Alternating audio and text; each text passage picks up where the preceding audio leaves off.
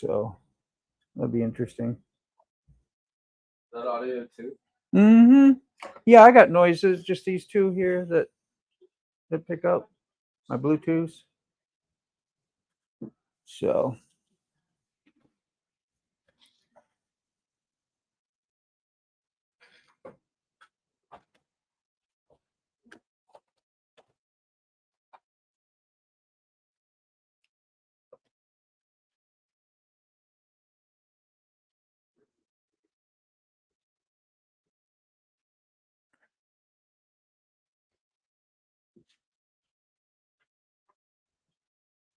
It has been a minute.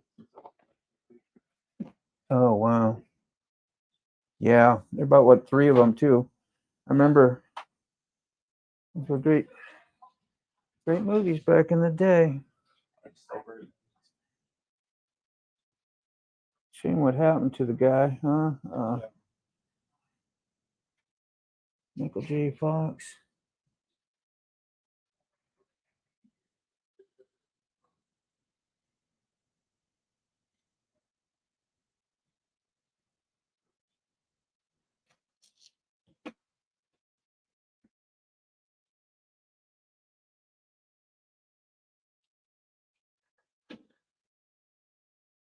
All right, cool.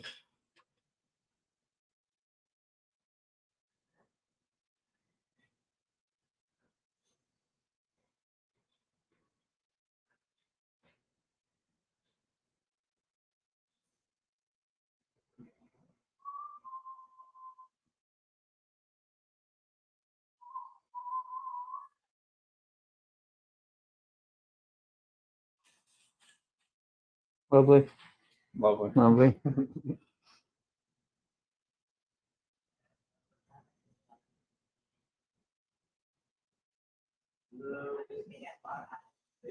No, I haven't been looking forward to shitting on my wrist.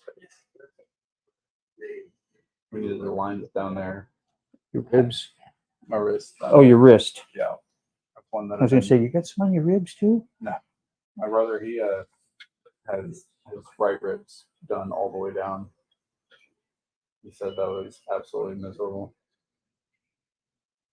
Yeah, ribs aren't the best place. It's like you throw some ice cubes on your ribs, you jump pretty good. If you throw some ice cubes on your arm, it's not as intense of a experience, you know? So that kind of gives you an idea I haven't thought about that. of, yeah.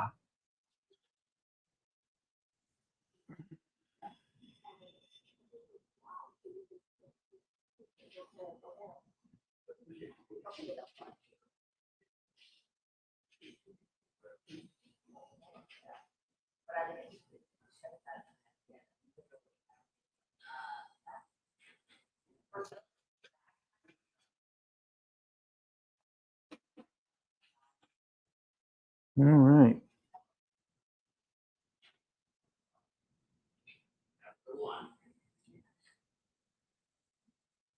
Slow and steady for the circles.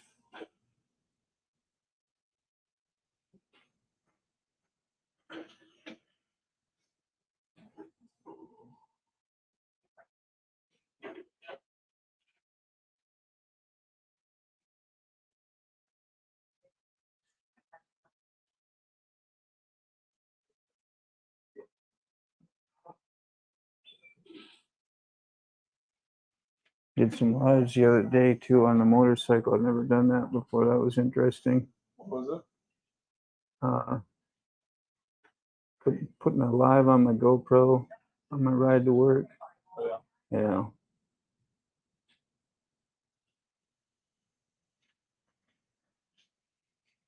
You ride too, or you were telling me you were gonna, or you No, have, or I had the Yeah. motorcycle for a little bit. I had a BMW G3 10R. yeah. Very fun, but small. And then it came time to either I was going to get a bigger bike or I was going to get a big car. A fun car. Yeah. I sold the bike and got a Focus ST. So that was my toy for a while. That's cool. Yeah, I know. I don't regret it at all. That car is No. Yeah. I did just about everything that I could to that car, and then when we started having kids, me and my wife both turned our cars and got a family vehicle with a Explorer. So Good give it a little bit of idea. time, and then I'm gonna start getting my toys back. I remember some of that now. We talked about that last time. I think it might be a minute before I get to bike again, but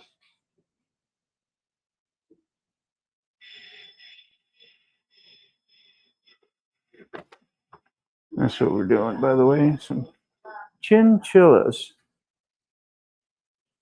Where'd you find the cool rendering or drawing of them?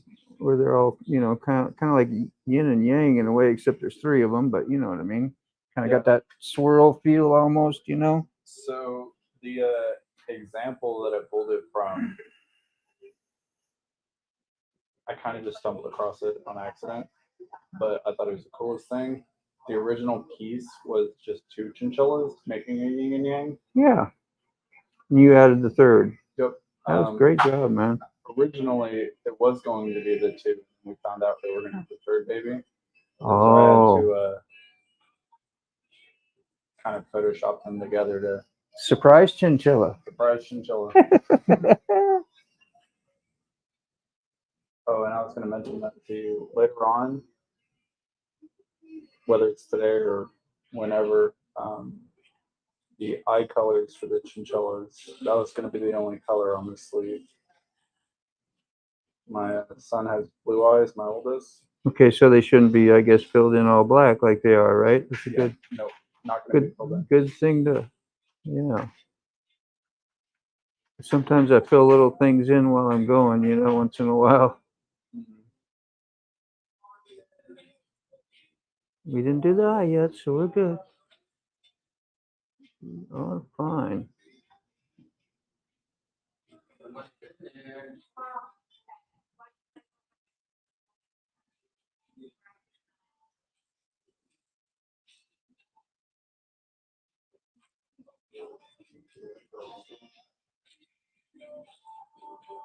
Yeah, watching live tattooing, I would think would be almost as painful as watching paint crack or something. Yeah. But, you know, it is what it is, something different. I think it's a little bit easier to sit through a tattoo than it is to watch it be done. Yeah.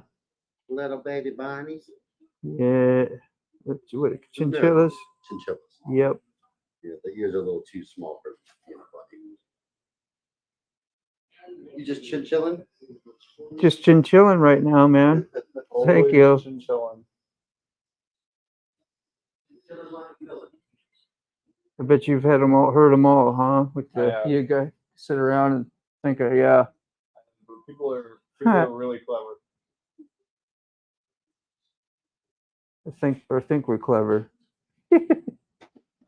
That's me. Yeah. I usually get really, really positive reactions about my name. When me and my brother were in school, most people called us chinchilla. He was big chinchilla, I was little chinchilla. Yeah. And then in the military, you know, everybody sees your last name, so you always get all the reactions, and everybody's got cool nicknames. Yeah, I remember the last name all the time. Baumgartner. I'm so used to it now, but Kind of sounds offensive at first, you know, and you're like hearing you being called by your last name, you know, like, yeah, you know my damn name. After you've been in the military a while, it's like, yeah, it's normal. It's okay. Not that big a deal. like I said, even when most of my friends before the military were already calling me chinchilla, and it's because everybody loves to say it.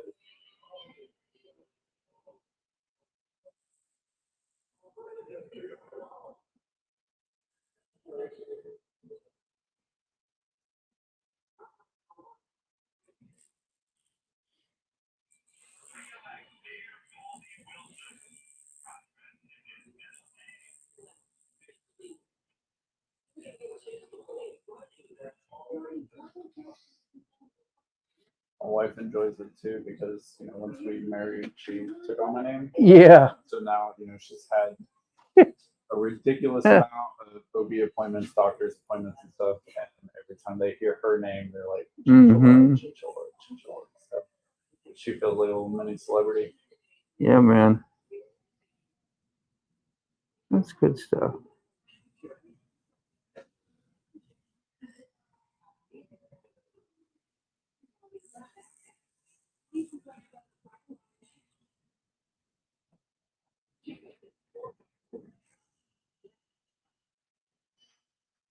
Two again. We got Flip, 2, 4. Sick Bastards on there, riding on Ruby's painting, and I'm kind of painting on skin.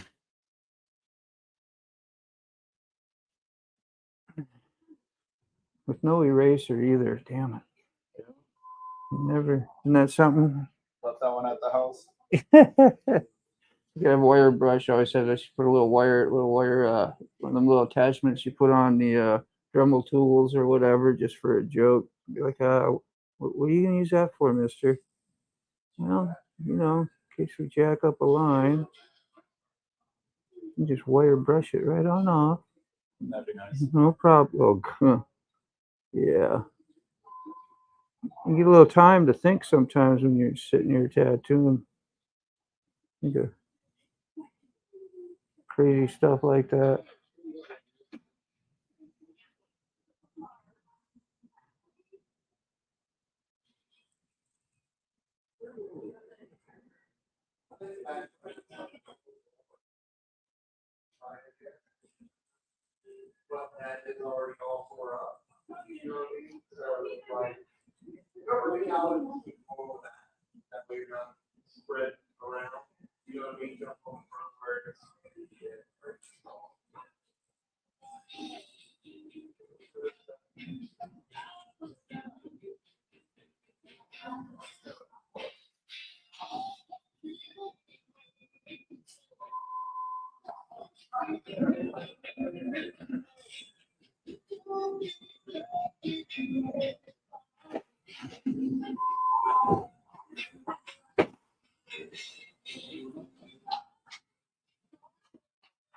To the back of the arm, I get pushy, okay? So I might even have to have you sit up in a minute here, just so I can get a nice pull when I start doing the circle anyway.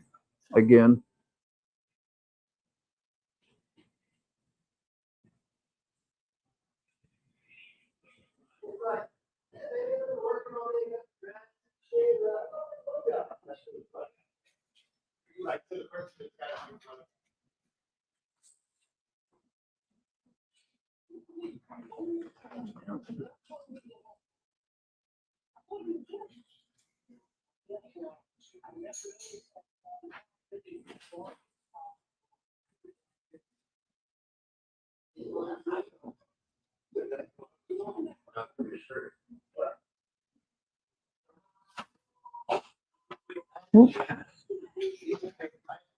And last tattoo before vacation. Makes it extra fun too. It's like you're thinking about, I'm done with this. I'm going on vacation, man. How much time are you getting off? No, just a few days. I'll be probably coming back to my home area, this area, probably around Saturday night, maybe Sunday. I'm not sure. I think Saturday night. Big plan? Hauling motorcycles up to the mountains. Gonna do the back of the dragon. Have you ever heard of the tail of the dragon? Back of the dragon, they're real popular places to go. I think one's in Tennessee and another one here is gonna be in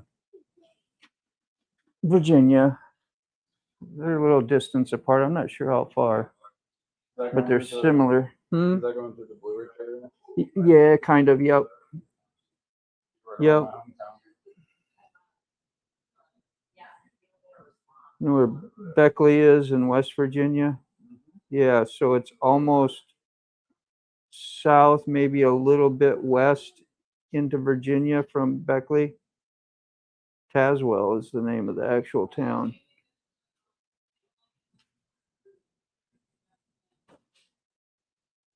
That'll be a lot of fun. Yeah. Yeah, daughter's going with me too, and Right? mm-hmm. Oh, that's so cool. Oh yeah, she's had a Harley and an R6, or not an R6, it was a Gixxer, 600. It's actually the first sport bike I ever rode was hers. Her now husband had rode sport bikes before. They all ride Harleys too, but they said, "Hey, let's get some sport bikes." And my daughter was like, "Hey, Dad, you need to ride this thing." I had really no interest at all, because they didn't look, I was like, yeah, I like the cool looking Harley, And then I got on that and felt the performance and all the intense pull that thing. I was like, yeah. And we start going on rides. I'd be like, "Can I ride your bike? Can I ride your bike?" And I'm riding their bike all the time. She's, "Dad, you gotta go get your own, man." I learned how to ride on my he had a 97 RF 600, which was kind of the era before the Gixxers. Yeah.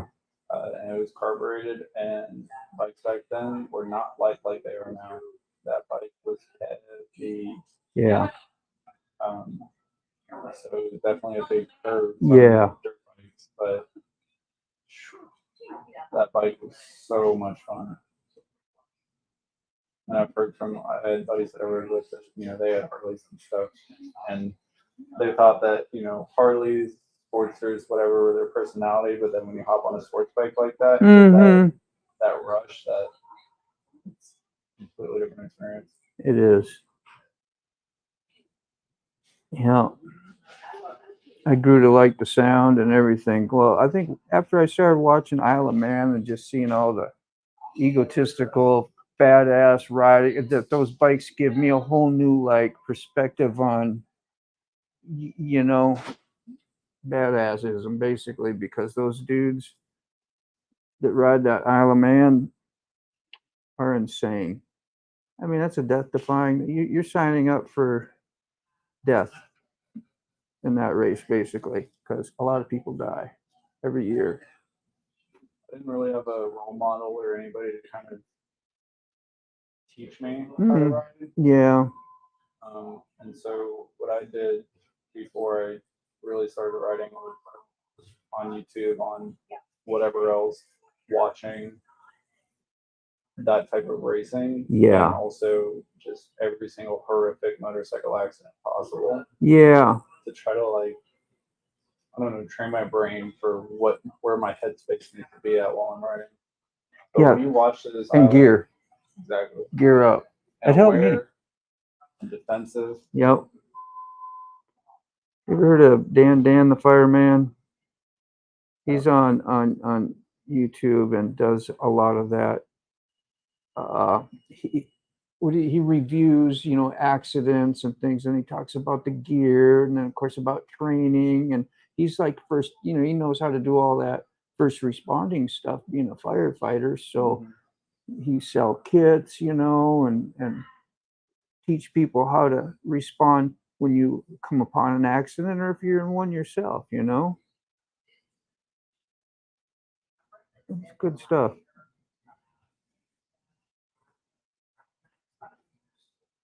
I started watching a lot of that, and it kind of changed my brain a little bit.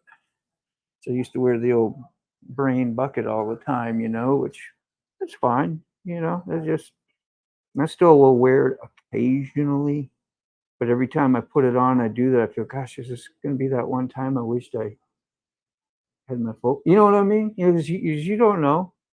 You don't know nothing. Something's going to happen. You just go out and have a good time trying to think about it. I think one of the biggest things I picked up from MotoGP and the Isle of Man racers and stuff is how relaxed they are.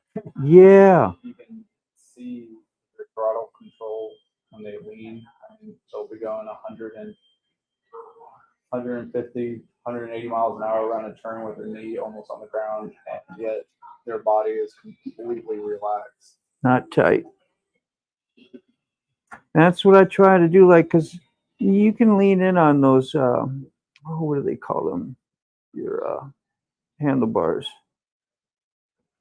on a sport bike. I already forget. The clips or whatever, Yeah. because you are leaning forward, but you're supposed to kind of use, you know,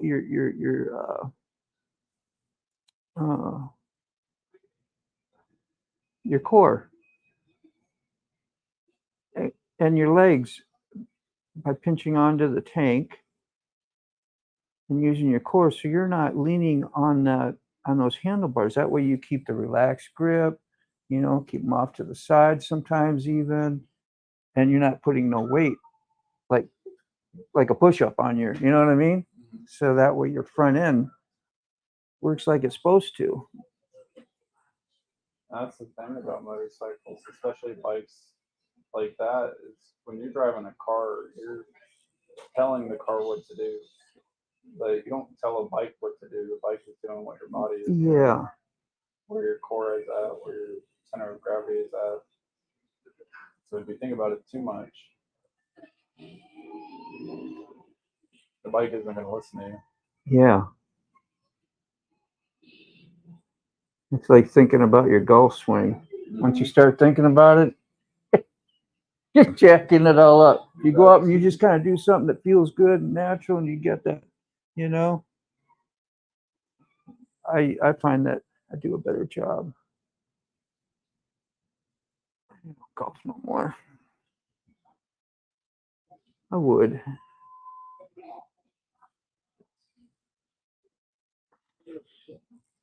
I got enough expensive habits though.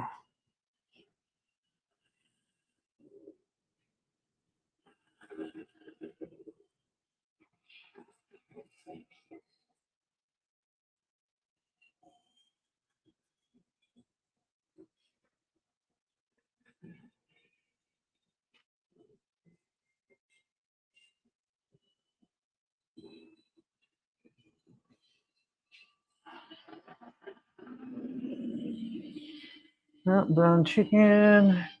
Somebody new in the chat.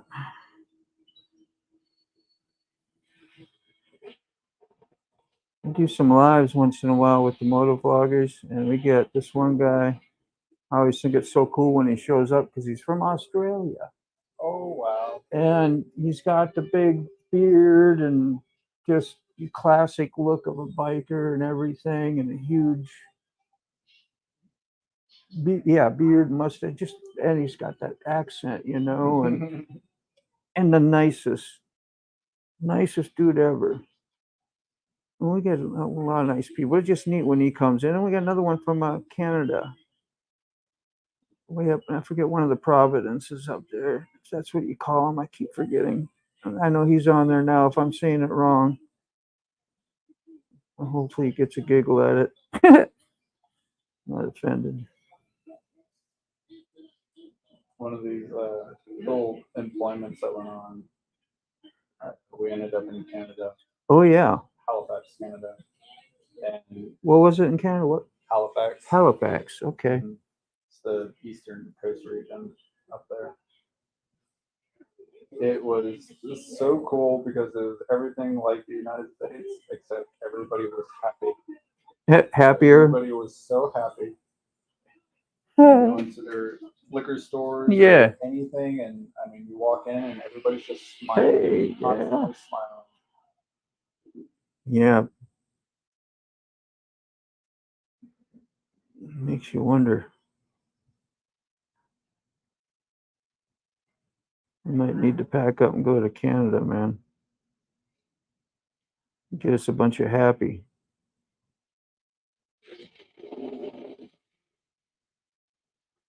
Yeah. Take your own happy where you go. That's what they say. You want to experience happy? Be happy. Be around people that are happy. Yeah, that's helpful. Just like stress, anxiety, anger, sadness, Yeah. happiness, they're all intoxicating. Yeah. And they kind of breed on, depending on which way they're going. So it's good to have some positivity when you can receive it and give it. Those are my two places to go if I ever had to make it out somewhere else. I'm going to Canada or I'm going to Australia. Oh yeah, Maybe New Zealand. Australia, yeah, man. I think the only two countries I can ever think of that nobody's been mad at.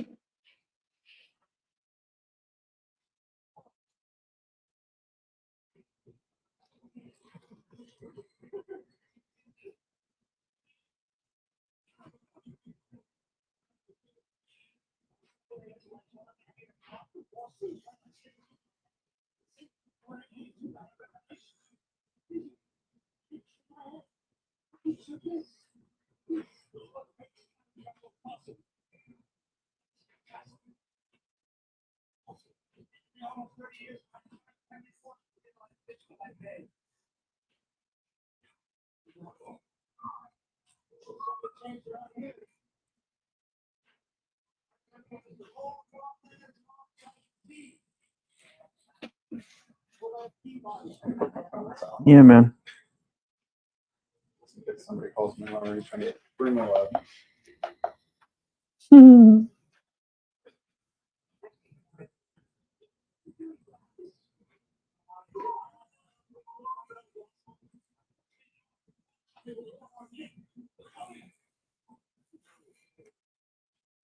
I love outline, but I always kind of can't wait to start, that fill-in process. You kind of see it come to life, I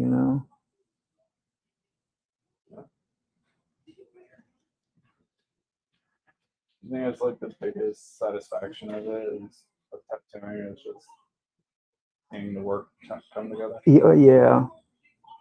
Yeah.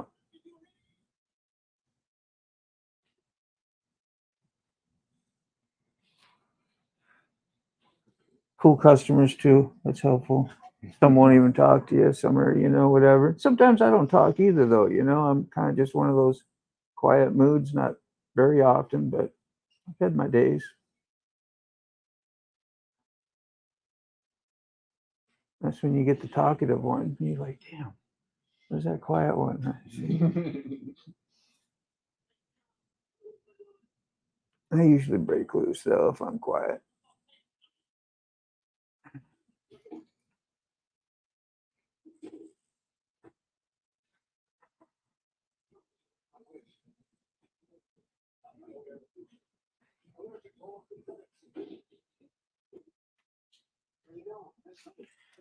Mm-hmm.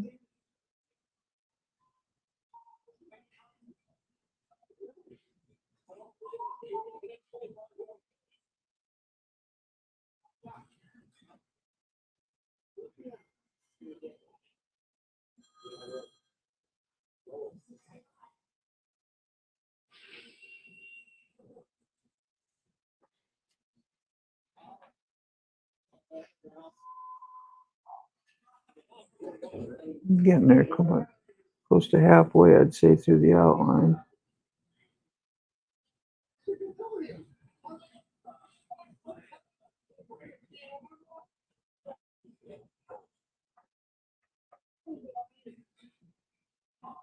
Tell when I'm all those long whiskers, huh?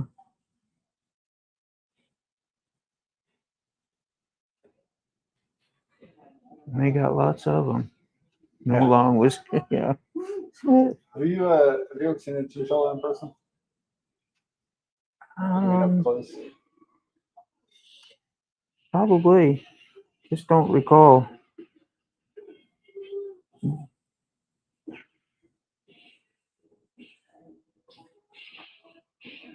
My dad had one when I was younger.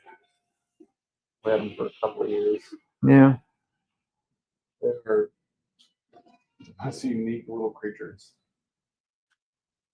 They're rodents, just like Yeah. rabbits and rats and anything Yeah. else, but they grow severely attached to their owners. Really. They want to hang out with you all the time then, kind of, huh? Once they find their peat, they have to stay with their owner. Yeah. There's a lot of chinchillas that they'll die from neglect. They don't get too much time spent with. That's really interesting. So, like, once you get them, you pretty much need to. You don't want to harm the chinchilla. You better be just committed to keeping it. Mm-hmm. Otherwise, it'll stress hard and might not make it, kind of thing, huh? Wow. Reminds me of something else I was looking into. I always go on like random rabbit trails of just looking up things. Have you ever seen anybody hypnotize like a chicken? No. You can sit there and put their beak on the ground and draw a line away from it Yeah. in the dirt. And when you let it go, it'll just stay there without moving. So I was watching and reading about it, and it's a kind of fear paralysis. Mm-hmm. It's not necessarily hypnotized, it's just paralyzed with fear, which is a lot more sad to think about than, just being hypnotized. But for some animals like chickens and stuff, the second that they break away from it, they Yeah. completely forget that What they're is? ever in fear, ever paralyzed. And there's a bunch of animals that you can That's use nice. some of the same effect to. Mm-hmm. But rabbits, on the other hand, I can't remember exactly how you do it, but there's a way to hypnotize them in the same aspect. It's just with rabbits, just like chinchillas, they stress very easily. Yeah. And if you put them under the same fear paralysis, that they can actually die from it. How much stress they go under.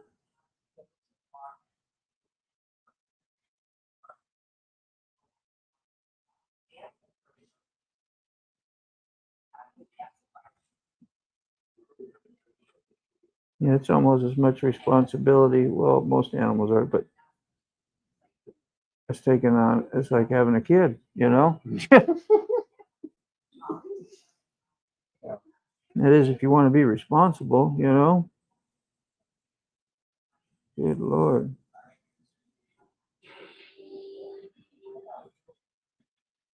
I got a cat. My daughter does anyway. It's like the thing is very needy. I've never been like what you call, I guess, a cat person or had or lived with one even. I've been around them, of course, but I've had one for a couple years, and I didn't realize how incredibly dependent, needy, and affectionate they are as well. I just always thought they were very independent and didn't let you pet them very much, or I was always a stranger at the house. Usually, some were okay, but Cats are very unique creatures. I had a couple of cats growing up. I realized that cats, especially the people that they don't know, they might seem like they're super independent. Don't want Yeah. anything to do with you. But when the cat does become attached to you, mm-hmm. they are needy and they do love attention, but it's still only on their terms. They are very, Yeah. I don't know the word for it, but they want to get Bossy. Bossy. They want to get petted on their time. Yeah. Not your time, their time. And when they're done, they're done. The one we got, I know it's probably instinct, whatever it's doing, but it starts getting bitey. Not hard, but not like mean, but it's just enough that you're like, well, what's that? And then I'm done. I'm done with them. It's like done petting. even domestic house cats, the same nature as big wild cats. Yeah, Extremely playful, and yeah, their way of playing is kind yeah, of wrestling, kind of fighting. yeah. They have sharp little teeth and sharp I little know. claws. When I start doing that, then they're like, you don't know if they're mad or want you to stop, or if they're like, because it's just, I don't know. Got to get in their brains, I guess. Mhm. Got to be cat-like. I love to hunt. Oops. My last little kitty that I had, she was old, but she loved me and she loved to play, and she was the same way. There we You go. start getting her worked up, and at first it's just kind of little nips, little kicks, but when you get her too excited, I mean, she is tearing you up. They're not trying to hurt you; they're just playing. Yeah.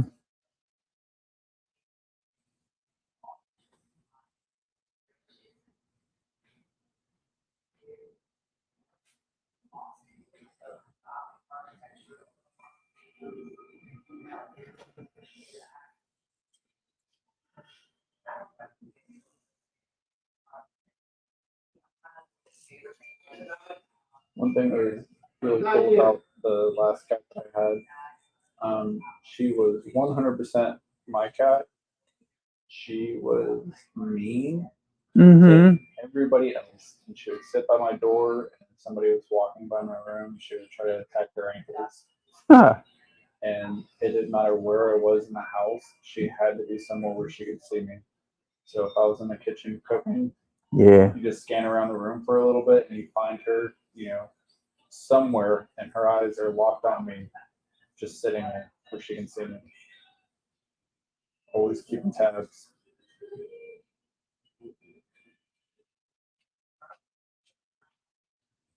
They give you a special feeling then. Like you're the one. No pressure, but you're the one.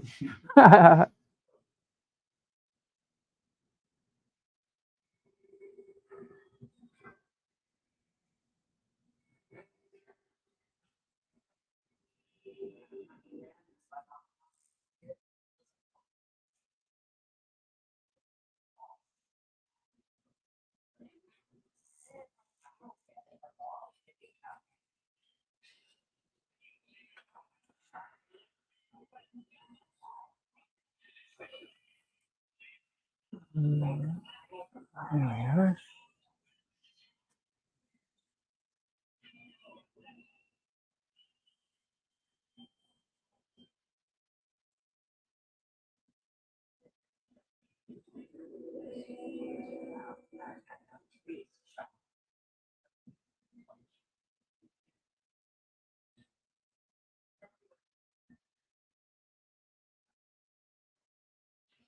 Well, that one got warm, didn't it? Not too bad. That's fine. Good.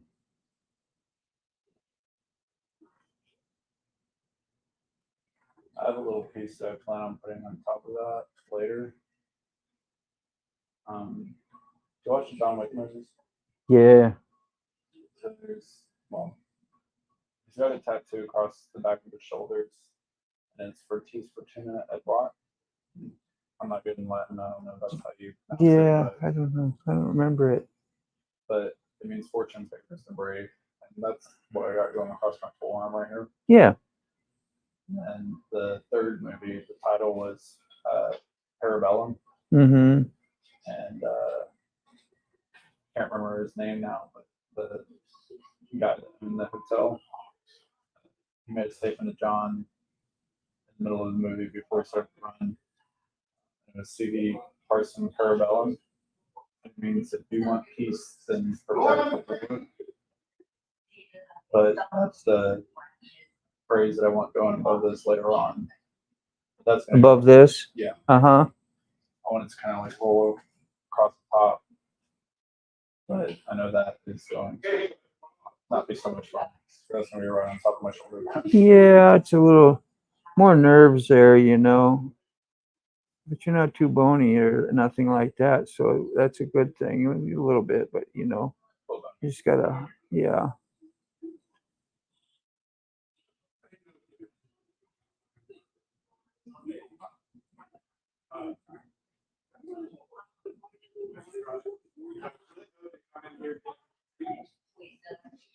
Marty McFly, is that what his name? Yeah. This was actually kind of confusing movie in the beginning when I was younger, just trying to figure out some of it. It was a little like, what the hell? What's going on here? What's really cool is my dad, he had me and my brother grow up watching a ton of movies from this time frame. So I couldn't tell you how many times I watched this movie as a kid. And back then I understood the basic concept of it. Yeah. And I mean, I enjoyed watching it, but it is one of those movies that it doesn't matter how many times you watch it, you figure out something new, some other little detail about it, some other understanding about it. Yeah.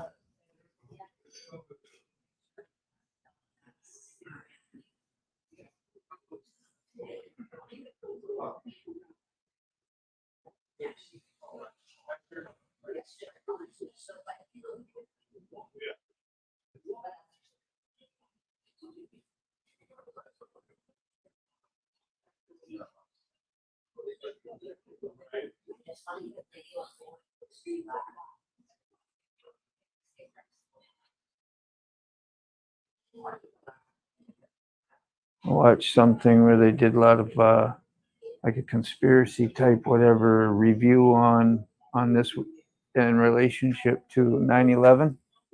Oh, really? Yeah, and how they had watching the time on the clock, and when he did the burnout with the fire, when he went into the other dimension from the car, and it left the 2 1s there, or something with the 911, just different, all kinds of different stuff that when you look at it, it's like plain as well, there it all is, you know.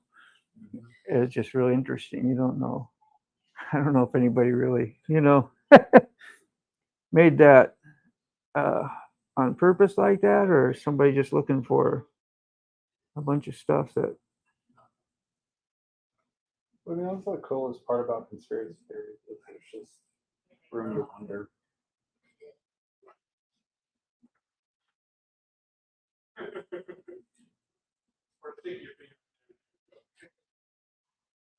Yeah, there's a lot of interesting stuff out there. Thank you via internet.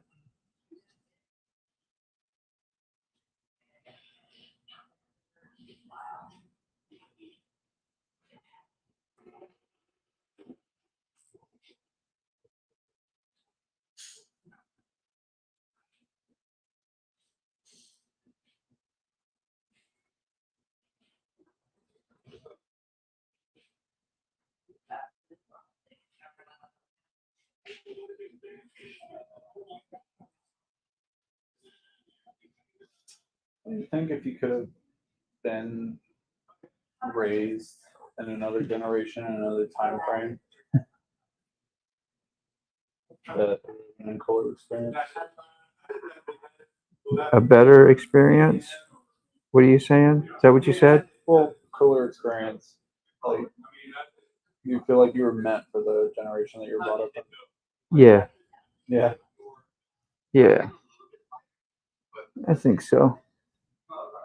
I'm glad I was, put it that way.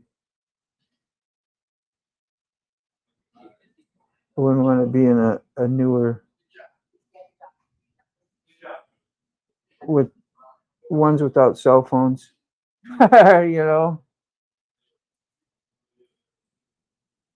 Riding bikes to your friends and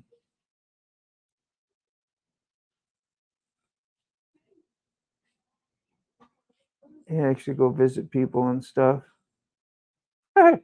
It's not as much as, because you can social media all the time if you want. Make you lazy, huh? Just sit here and visit, or whatever. I think that's the strangest thing about being raised in the 2000s. Mm-hmm. I was born in 2000. My generation was brought up with the advancement of a lot of technology, phones and stuff. So the elementary school and middle school and whatnot, I still didn't have a phone. For the most part, I mean, I had a flip phone, but my dad, he gave me and my brother an iPod. Yep. So we had tiny little iPods that were just loaded with music. Those are nice. Music was everything when you were younger. For me, anyway. Most of your friends did too. It was everything. Yeah. And me and my brother also grew up pretty much finding anything that we could do to actually entertain ourselves. Running around outside, playing pretend for whatever it is. A lot of it was just me and him, but it was anything that we could come up with to entertain ourselves. Yep.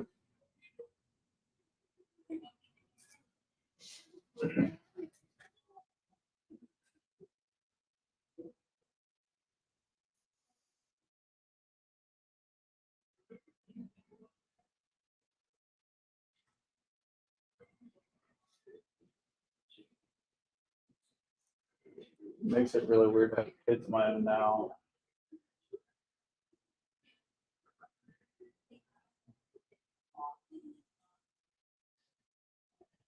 Because when I see other kids that are my children's age, Yeah.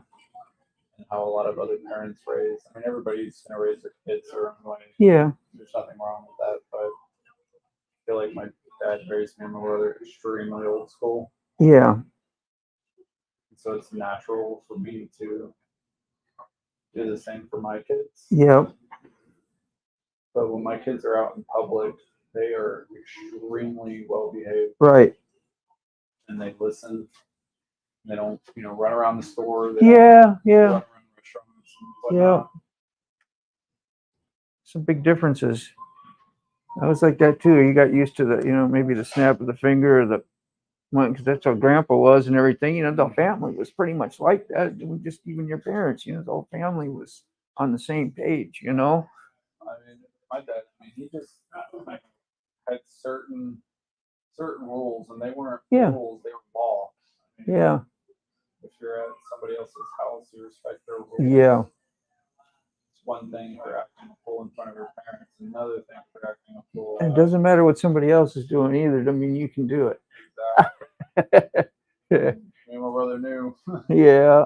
that if we, were caught slipping, that there were consequences. Yes, there was.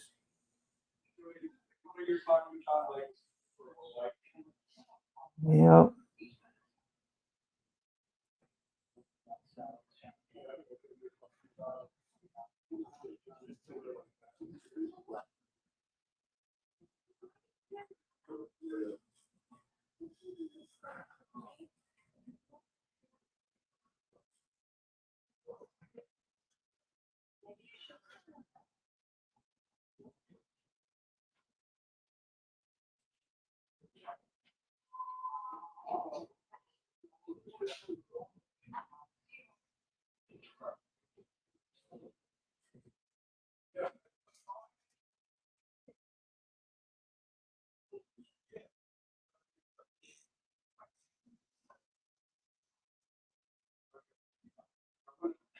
Be real still.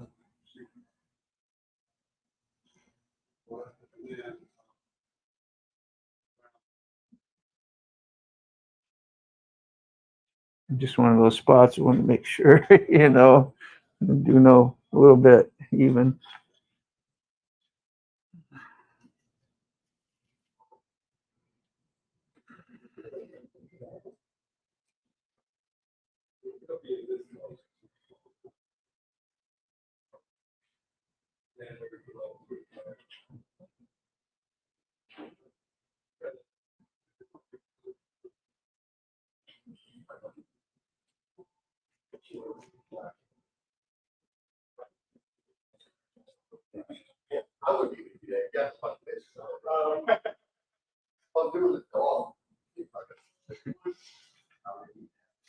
I have a dove piece that's gonna fit in right under here. What is it?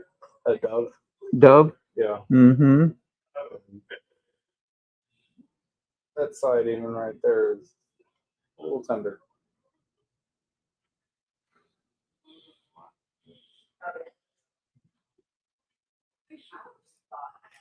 You'll be used to it though. It'll be all good. Won't be no problem for you. Arms are pretty easy, even in those funky spots, man. I mean, yeah, you're gonna feel it a little more, but it's pretty easy to bear through it. You know, like just think of your ribs. You're like, okay.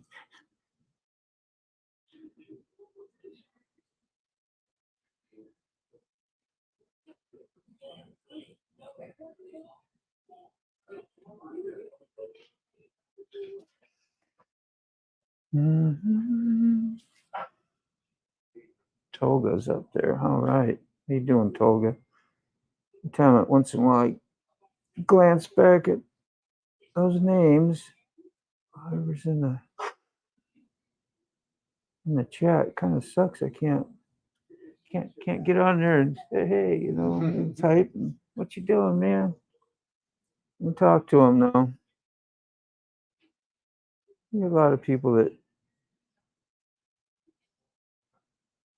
come to the same chats and the same channels, you know, and always show up and talk. So it's pretty cool. Okay.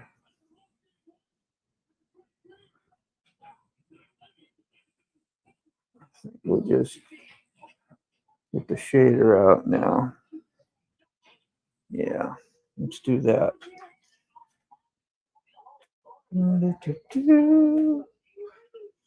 How you feeling, man? Doing all right? Oh yeah, that was nice.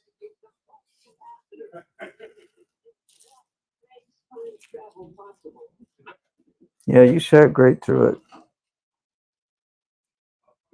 Yeah, like I said, even when you're getting right here, Yeah. I felt it a Warm little up. bit more tender, but I mean it was still comfortable. Yeah. It just making me think about Yeah, what what's it that gonna be dub is like? gonna feel like under there. Yeah. Yeah, don't project.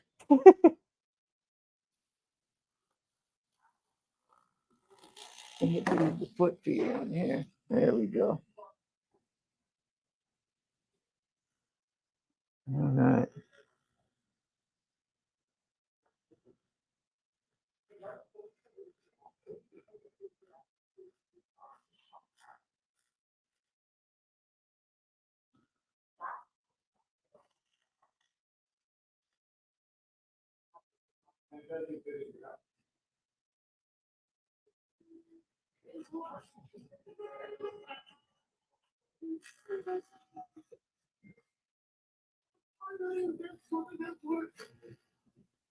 So when you're going through the shading, Mm-hmm. is it just that the ink bleeds together? I know what you mean. It's going up and down, and wherever they poke, that's the only thing that's going in. If that's what you're trying to ask me, what are you trying to ask me? Say again. Well, I mean, from what I noticed, the shading on the other tattoo, it doesn't look like 1,000 little dots. It Oh no, looks very blended. Mm-hmm.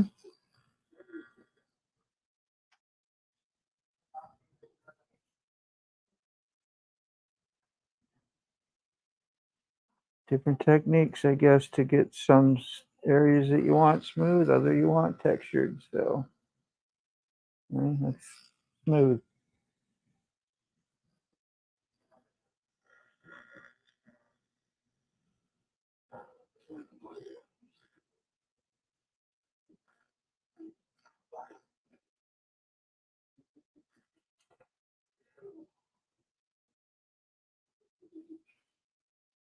A lot has to do with your hand pressure too, you know. And you just barely going over top, and just kind of like you're almost on air sometimes with your tips.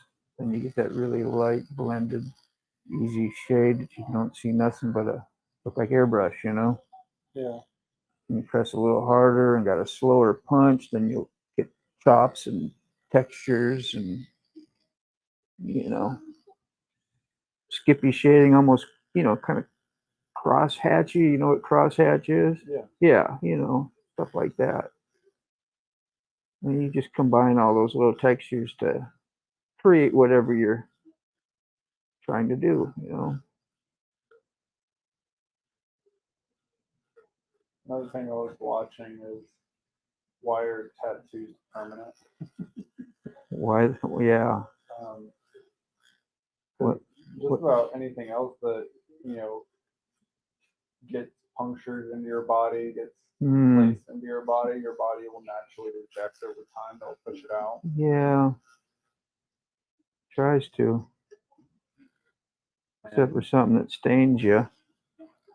the video that I was watching is talking about how when the ink gets pushed into that layer of your skin, the composition of the ink itself, your body will try to reject it. But the way it tries to reject it is just how your body fights off any type of inflammation. You have white blood cells come in and try to consume the matter that isn't supposed to be there, Yeah. but it can't consume ink. Okay. And so it will try and it will remain in place and then eventually dissolve. And then another white blood cell will come in its place and try to consume it as well. But it's just a repetitive cycle that never ends. No success. Wow. And Is your body doing unnecessary work? Kind of. trying to. Yeah. Um, Well, I thought it was supposed to be smart. Like they learning anything? It's No. insanity. Repeating the same thing.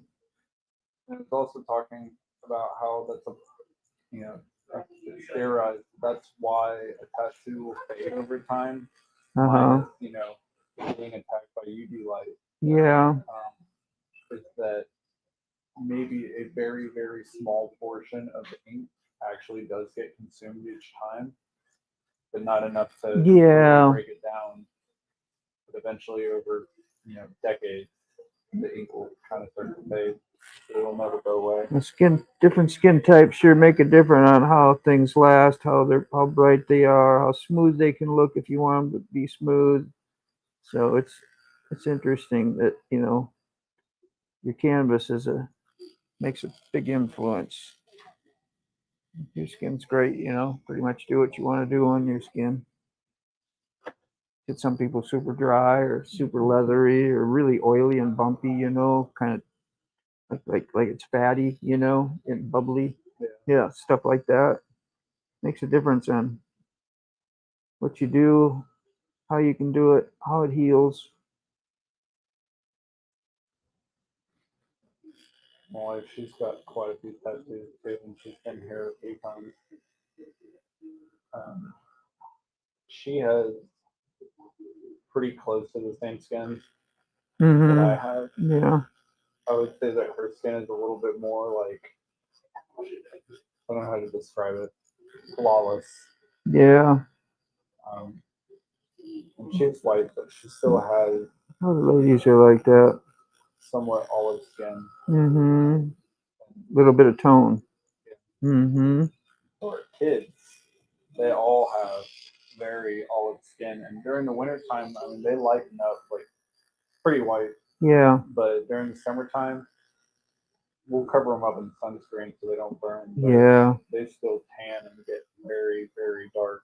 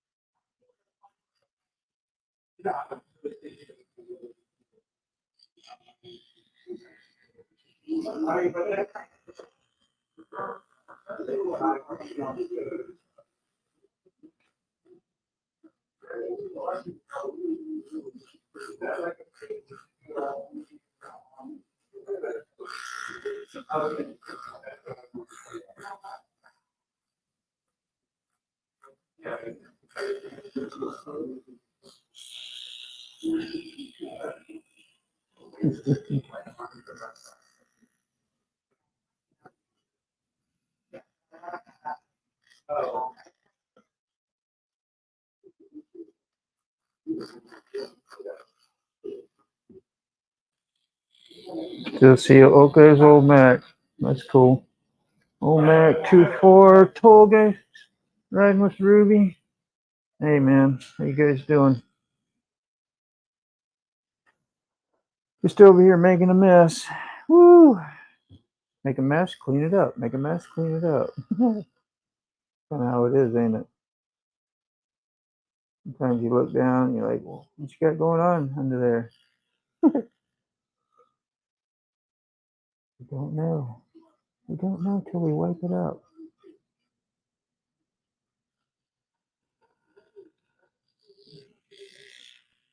All right. Time to get a clean one. There we go.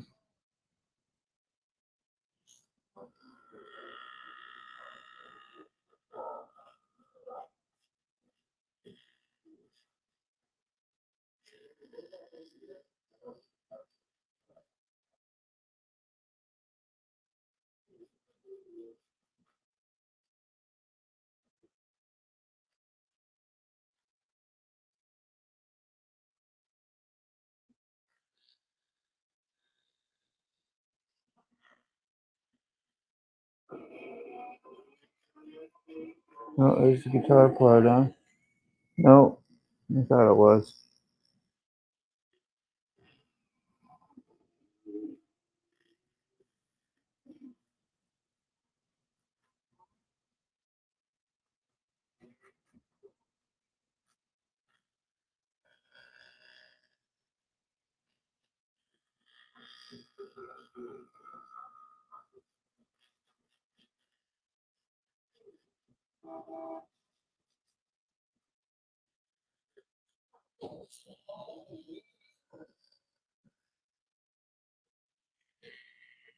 Should have put a link out there and let the people join the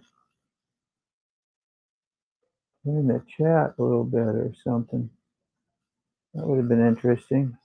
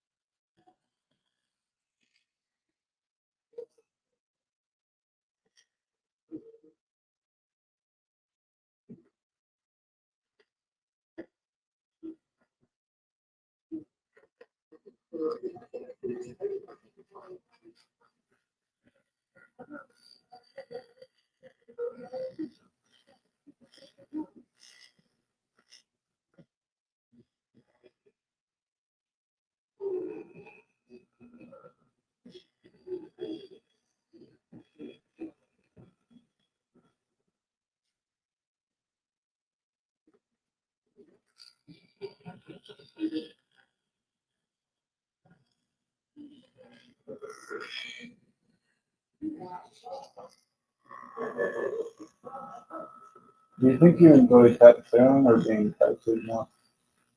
Oh, mm, probably doing what I do. I like doing the artwork. Definitely.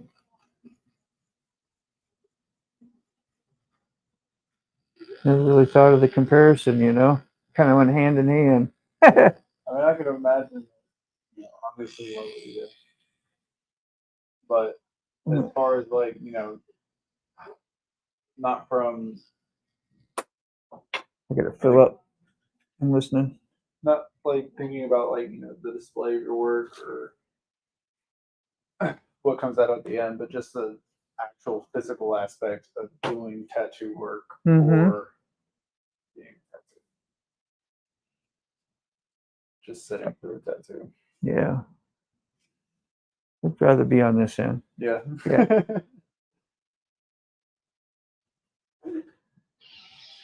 Yep. The creation process is pretty awesome. Get some fresh gloves here. Woo. Let my hands air out just a sec or they'll be too sticky to get back in here. Oh man. Let's see.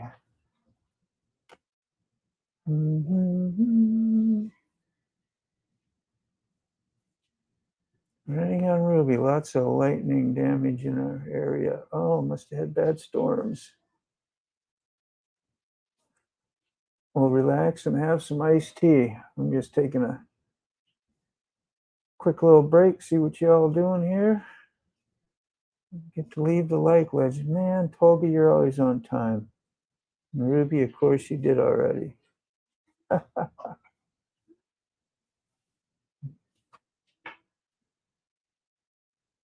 Who else we got back in here? 2-4, you still here? Aha. 2-4 might still be here. We don't know. I just had to come back and check on some of the chat here. What does it say? Tattooist plus free therapist. Yeah, you can treat the job like that. That's for sure. You can share a lot of whatever you think you might know. Oh, I guess Sterling was here. That's cool. Oh, there he is. Back to trucking. I shall lurk. Yeah, you like all of us. It's what we do. Oh, yeah, I saw this video today, too. And something about spring on the kickstand. If you haven't seen that, go look at Mo Horowitz's World. When you have too short of a spring on your bike and how it snaps back up. There's Keith. There we are. Just returned home, driving in. Yeah, we had a downpour here too. I could hear it. I rode the pumpkin, the sport bike, in case you don't know. And yeah, it's my last day of work before I go to there we are, before I go to VAM. And I don't know, maybe it'll be done raining by the time I get ready to go home. It came down pretty hard. I had no idea that was going to be a good, the weather this, weather that, you don't know what you're going to get. So I got the webcam just kind of like taped on to my little light here and thought I'd go live and share a little bit of this process with y'all. I think the guy's coming back here shortly, so we're going to get on it. Don't let the customer get sore. That's rude. Right? Yeah, you're good. It's not even really seeping hardly. It's doing really good. Really good. Let's try and get a good angle here again. Let's see. We got Ruby. We got Tolga. Yeah. Everybody's saying hi. I'm glad you're here, man. I'm going to pull the comment down so hopefully you can see a little better. All right. I think I can get gloves back on again. It's going along pretty quick, too. The fill in and all that. It's nice. Yeah.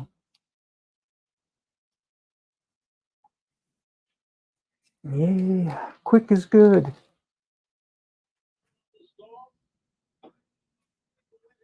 We've been a bit hard, barely about an hour, I guess, huh? Something like that. Oh, yeah. I was going to fill up when 2 seconds here. There we are. Got to get more fuel. Now you're ready to go on your little vacation. Yeah. What's getting up with not these guys in particular, but most of them are motorbikes. Some of them are in the trucking community, and one guy, I think he's from, I forget where he's from, not Croatia, but somewhere kind of in that area. Real nice dude.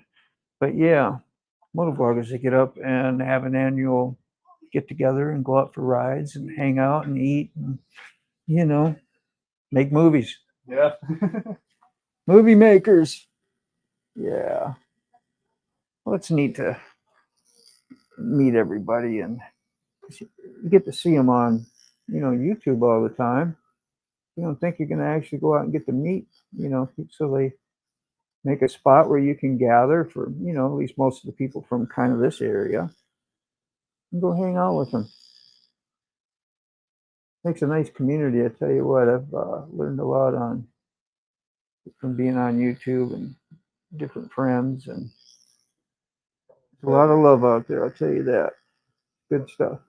I will say the motorcycle community is Yeah, definitely one of the coolest communities. it is. And that, like I said, we got a lot of truckers in there too, and there are a lot of motorcycles. They, not all of them, but they do too. But they just go hand in hand, and it's really been really awesome. It's neat to experience all that stuff. It's like, yeah. That's when I got in doing YouTube and doing some videos. I had no clue I was gonna really actually meet anybody or say hi to. You didn't know how it all worked, and here you are. I got a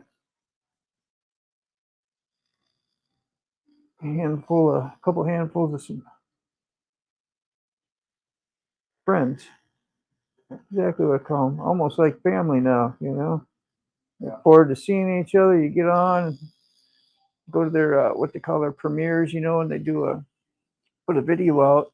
We call it a premiere, and it advertises ahead of time. And then we all will gather, and you get in the kind of like this live and say hi to everybody and watch the video and see how everybody's doing. And it's pretty neat. Got a couple charities out there that some of us promote and help some folks with. So kids, there's one that's called Forgotten Angels, and like people have been through the kids have been through the foster care system that weren't really treated well.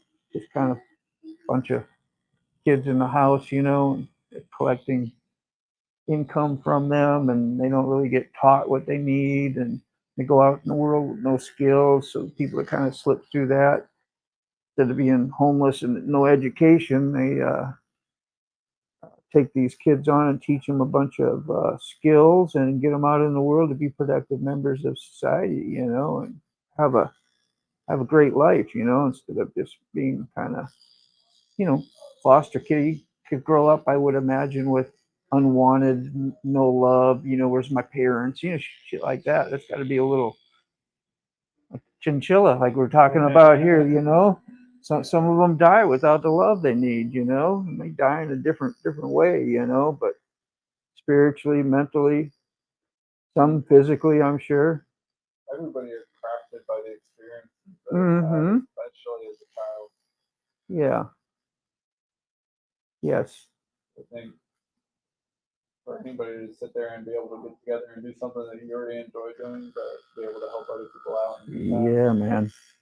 That's awesome. Well, that's what I learned with them, and it's all like all this, the money that they raise and stuff goes to this place in Florida called Forgotten Angels, and pretty much a lot of the people know the two people that run the place, David and Cindy, I believe the names are. But they have rallies there, like get-togethers and camp out twice a year, and on the actual property where these kids are and stuff. So you get to kind of see where this stuff is going to, and that it's legit, and this and that. And it brings a lot of people together in a more they do through those campouts and whatever. And then it runs off to like what we're doing. You know, you got little groups out there, and they may raise a few $1,000s. You know, one guy on there, he got like over $12,000 raised to donate.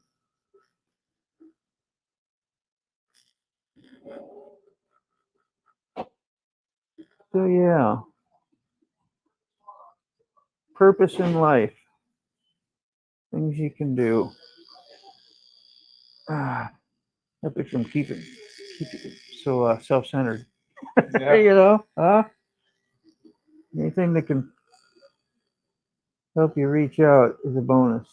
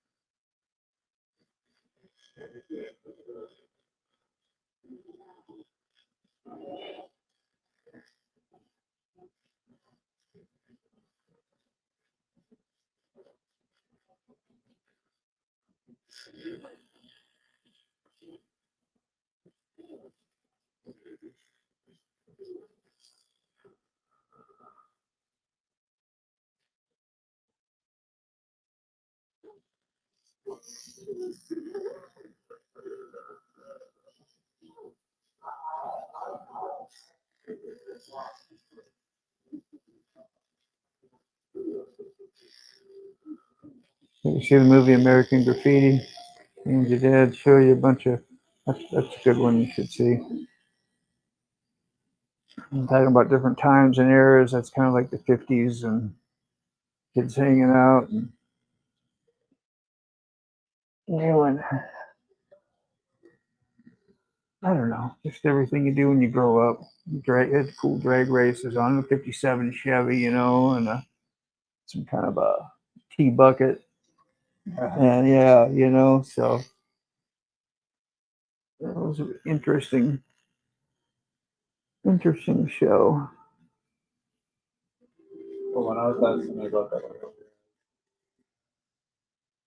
I always thought that growing up in a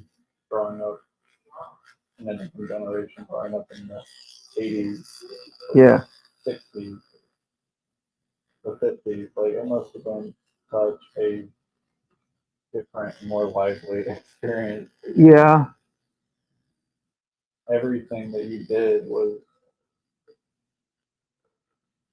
out with friends. Yeah. And Yep. you weren't so occupied by technology. Exactly. Or, I don't know, anything else. It was just, you want to have some fun, you go find your friends and We go tubing down the river or something, you know. That was something we did every summer when you're in Minnesota. You look forward to getting in the heat and the water, and get a couple coolers and put them on some tubes too, and just float down the river. Somebody drop you off and then pick you up. go all the way from out where we lived out in the outer part of town. You know, I was like, what, probably 20 miles. You could actually float right in, right into town. You know, Yeah. on the creek. Man, that was pretty cool.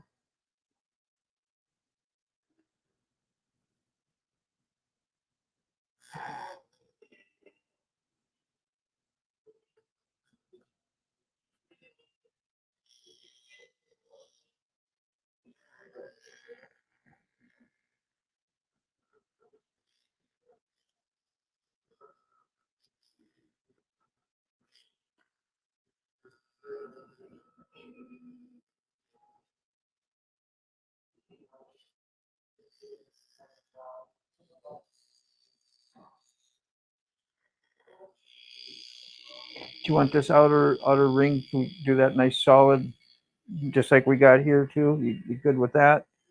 Yeah. I'm just making sure.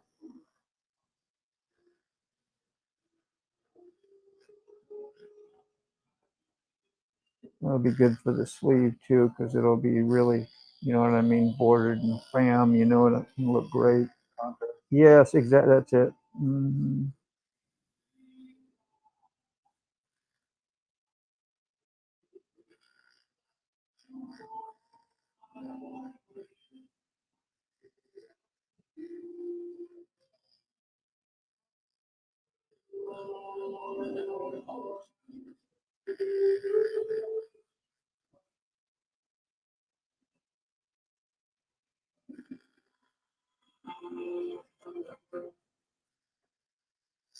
The best place up there on the top, isn't it? Woo!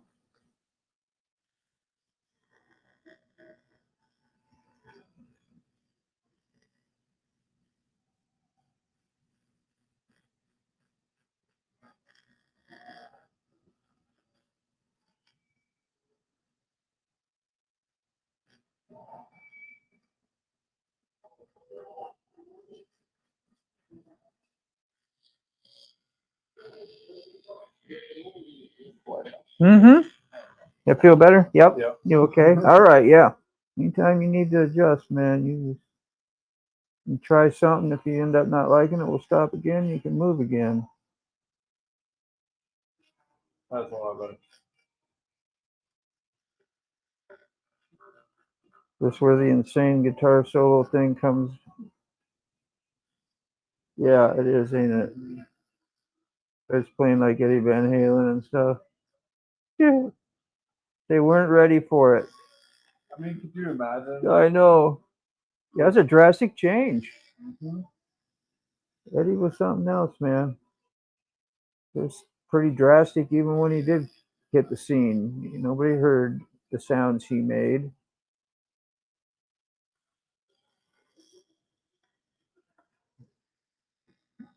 I mean, starting in the 70s, but especially when you go to the 80s, Mm-hmm. the drastic pace Yeah. energy Yeah. that came into music.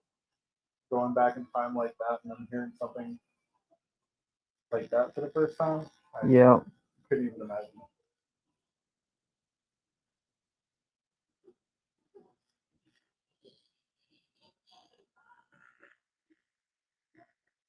We're watching Back to the Future, in case somebody's wondering what we're rambling about. I got my noise canceling thing on so we don't get TV and stuff, you know, and the mics as much. I don't know if it's picking you up much or not. It should somewhat, I would think, but you need to go live. You don't really want to get no copyright strikes and music, you know, and Yeah. stuff. So I just try to be careful. And if I do, you know, I just delete it. I guess once you've gone live, it's too late. I wonder if they can actually shut you down. I don't think so, but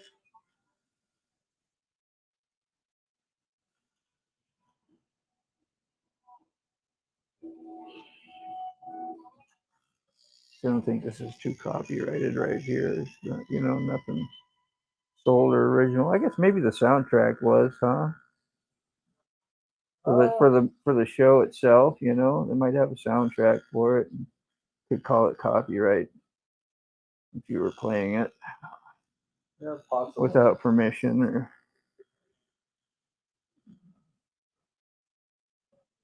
Gosh, you're getting free advertisement, you know. You'd think it'd go in the, you know, the other a direction, like, hey, thanks for playing that. Okay.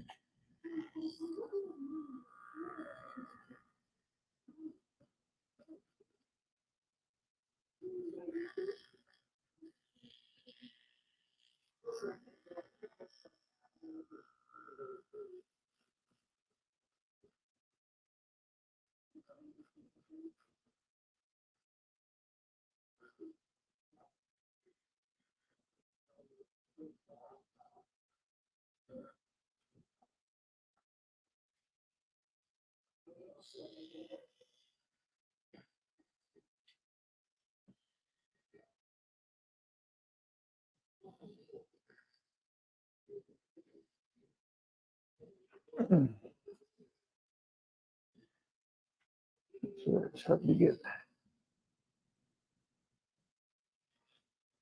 Like everywhere I pointed is not in the direction I wanted at.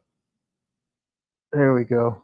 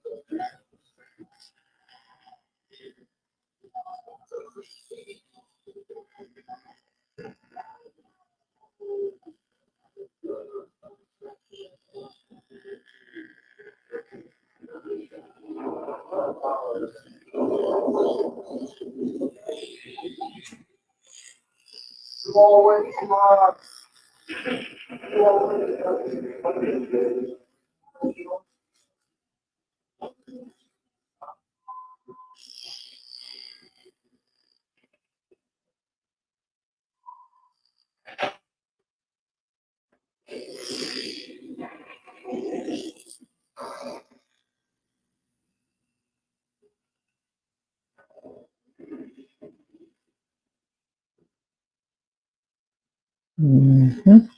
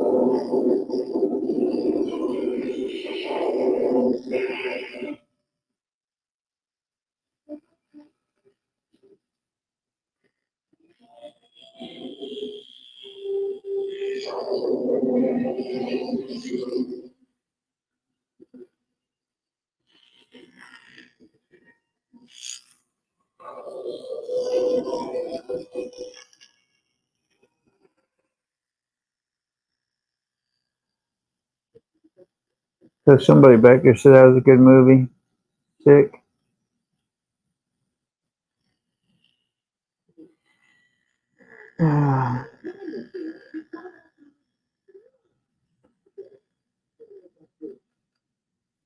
Back to the Future is old now in the history, isn't it? Yeah. It's back there. Definitely in the 80s, right? Yeah. I think it was later 80s. Yeah. 88, 87. Yeah.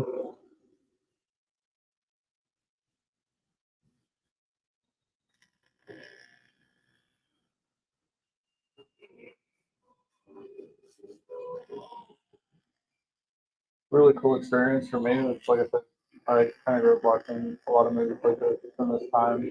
Yeah. And between this time and like early 2000s.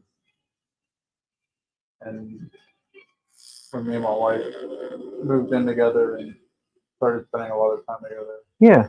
I was able to go through and let her watch a lot of these The ones movies you for the like, first time. yeah. So we went through and watched every single Back to the Future, some Matrix movies, Oh man. all the Star Wars movies, all the Predator movies. Lord of the Rings. No, Nah. I could never get into it. I love Lord of the Rings. That was pretty good, man. The Hobbit and all that. It might be different if I try to watch them now. As Yeah. I'm older, but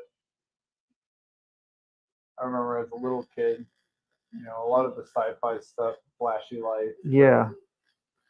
special effects, like it was easy to watch as a kid when you didn't really have to know what was going on in the storyline. But my dad tried to get me and my brother to watch Lord of the Rings and No go, Harry huh? Potter and stuff as kids, and Yeah. couldn't get into it. I liked a little bit of Harry Potter too. I wasn't like one of those, crazy fans over it, but I did enjoy when they come out. I just got to a point where after there's so many of them, I kind of quit watching them. But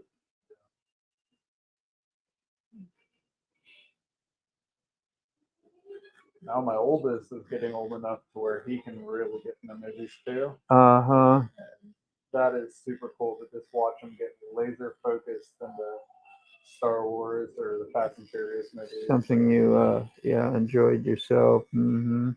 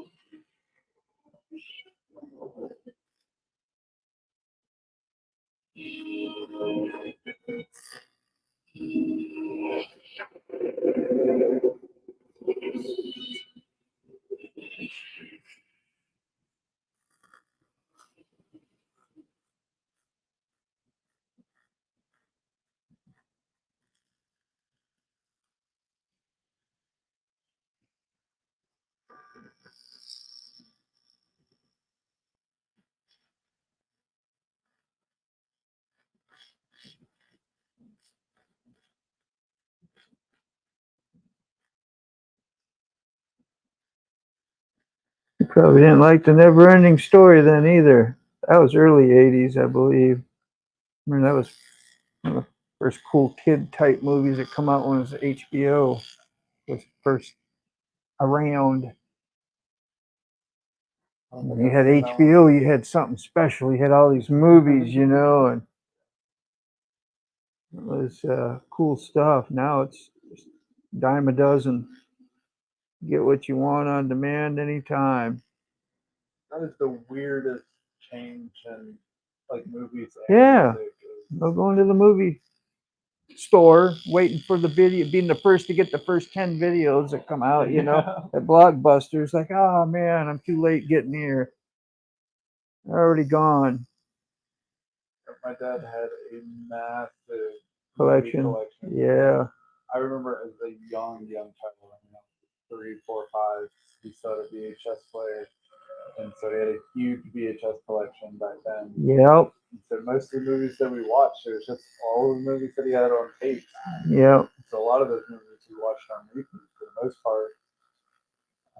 Then they made DVDs. You got to replace your whole collection. Yep. And then they come out with Blu-rays. You're like, how would you do that, man? It's like just a smidge, a little better, you know, or just because it said Blu-ray on it, you thought you were going to get a better viewing. So you go out and buy them. I did on a few of them. My dad, he always wanted the best of the best. He had the biggest surround sound. He had the biggest TV, and lucky you, man. Before actual flat screens, yep, kind of a thing. He had this massive projectors. Well, he had a projector after the fact, but projector, he had a just big TV. I mean, it was, I don't know, maybe it was like a 50, 60-inch TV, but it was before flat screens were really flat. So it was a just ginormous TV.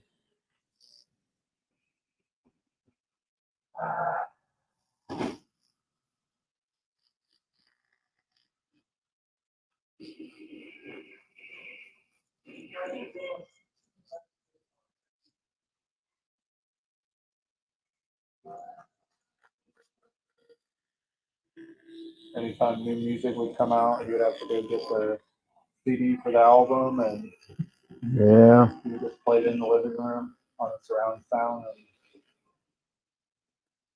Yeah, that was something too. Like I didn't know Ozzy Osbourne had an album out with Randy Rhoads and Crazy Train, you know, until you went to the store and you're like, holy crap, look at that, you know, and then you couldn't wait to get something. And it was so good. You're like the first one with it at school, and you know, trying to be the cool kid, right? It's like, you know, you make some tapes for your friends, you know, and you record them like, oh yeah, man, Dean, you're the man. Like, oh yeah, and then they do the same for you, and you're like, you haven't heard this yet. Okay, I know. I remember that stuff. Like you first hear Black and Back for the that's that right? Yeah, Back and Black for the first time. Good Lord. You know, after Bon Scott had died from the AC/DC, you know, it was like pretty tragic. We were kids, man. It was like, man, that's our jams, you know. And then Back in Black comes out. You're like, wow. And that dude just freaking really rocked, you know, and had a killer voice. And you were like, okay, we can still listen to this. This is good. There was big deals back then, though.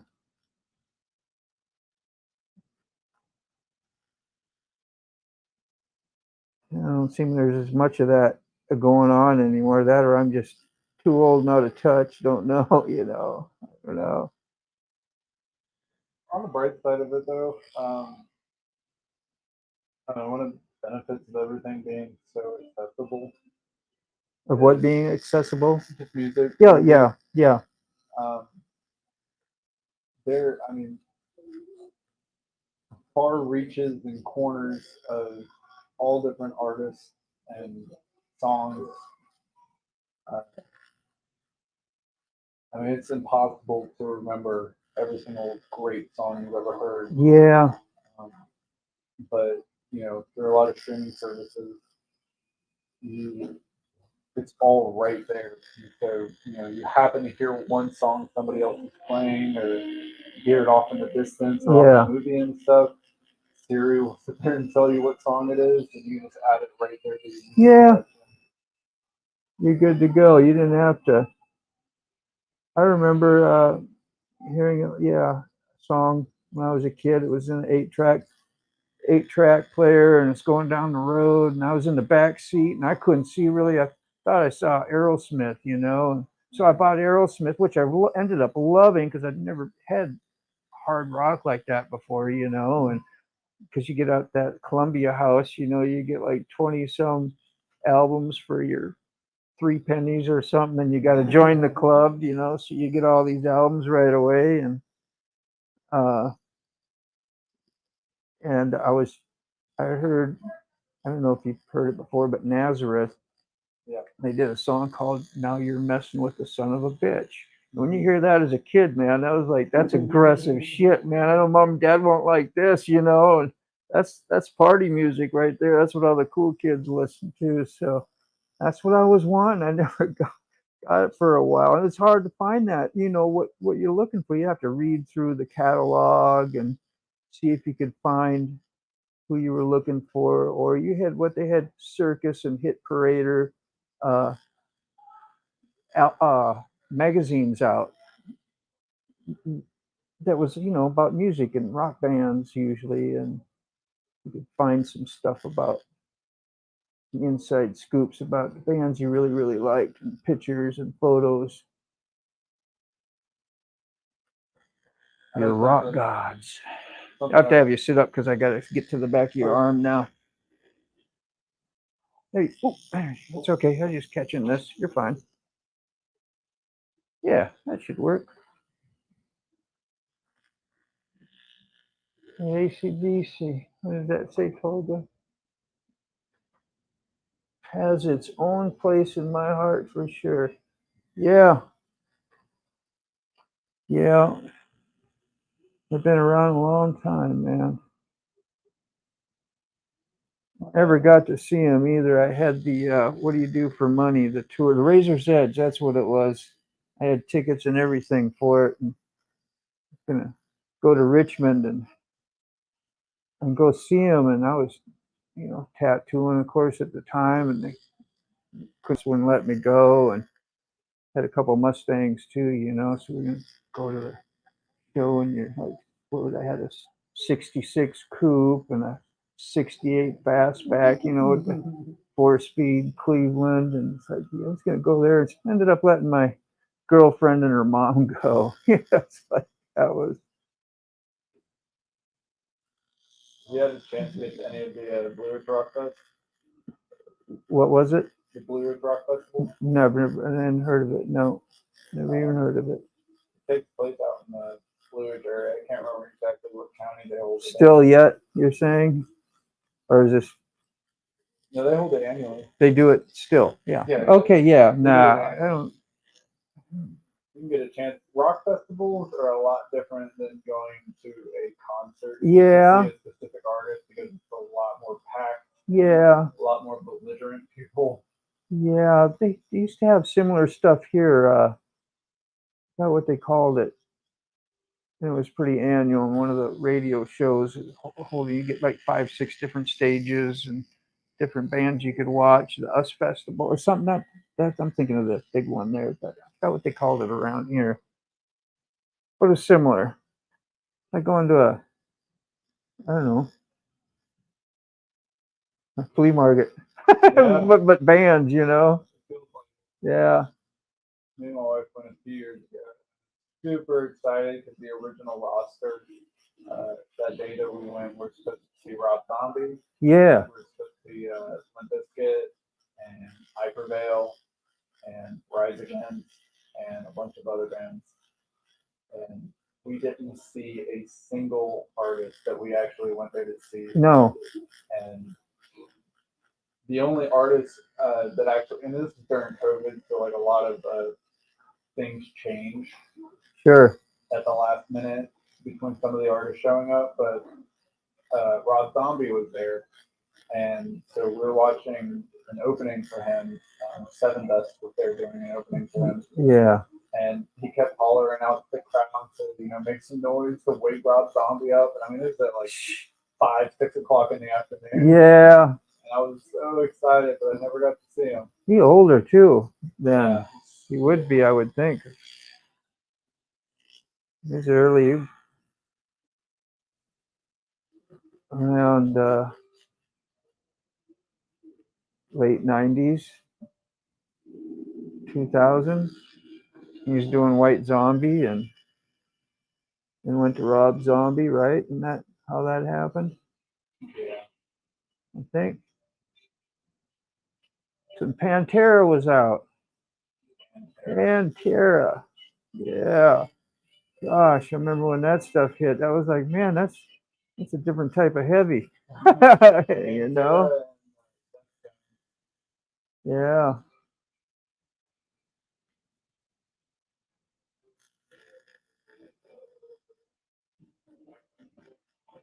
Well, another thing, that's one of my goals, to get a sound ground system in my house that measures up to what my dad has.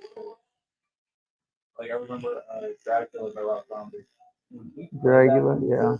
When he played music like that in his house when I was a kid, I mean, it just felt like so raw and so much bass. Yeah. So when I listen to the music now, it doesn't sound as raw or Big and theatrical. exactly. I remember the music being. I want to get a ground sound like that to live through music, especially like artists like Pink Floyd. Yeah. Oh, yeah. I remember when the Wall first come out, and you'd hear that in a big, huge system, and you got the helicopters and the different sound effects that they use. They were big into sound effects, and the recordings were done so well. They were done perfectly. Yeah. You don't realize how much make a difference. Theatrics and 3D goes into their Yeah. music. And I mean, their music came out a while ago, a long time ago, long before we had a lot of the stuff that we have now. But yeah, they crafted their music. Yeah. So precisely. Yeah, planned for that too, because you had a good producer, whatever you call it, made your album. If you could get the punch and the thump and the great sound coming out your car stereo system and whatever your home system, and that meant something, because I don't know about anybody else, but I was into that thump, if you could see your rear view mirror vibrating and going along with the music, you had a system, 80s anyway. Now I guess it's pretty common, but some good. I always put as big a system as I could in my car that I could afford. My brother, he was a massive bass head. Yeah. And he also loves, just tinkering with things. So even in high school, his bedroom looked a lot like Marty McFly's bedroom looked like. Yeah. The first movie we were just watching. Any speaker that he could get his hand a hold of, any sub that he could get his hand a hold of, yeah, he would just sit there and splice it into his big stereo. And yeah, his room, which is filled with nothing. Man, in shop and in high school, and I made my own. I made my own speaker cabinets. Couldn't wait and bought the little components. But I didn't know what the heck I was doing, but I wanted to make some cool speaker, cabinets. They ended up going in my VW. The things were huge too. And then filled up my whole back seat. I couldn't get nobody else in there, But you go to the keg party, man, you had the tunes. You're at the gravel pit, I remember I'd be last all the time leaving, and my poor little battery would be dead, and I'd be stranded in some gravel pit for freaking a day. the next day. There's no cell phone to call, nobody had to walk to get, help, get a jump.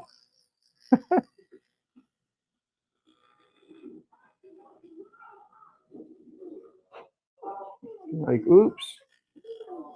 A lot of adventures as a kid, man, I swear. Do some walking too if you had to. Mhm. My brother is also really big and in the Hey, man, later. truck with an old 94 F-150, Yeah, and started off small, and the sound system just kept growing and growing and growing and growing. yeah.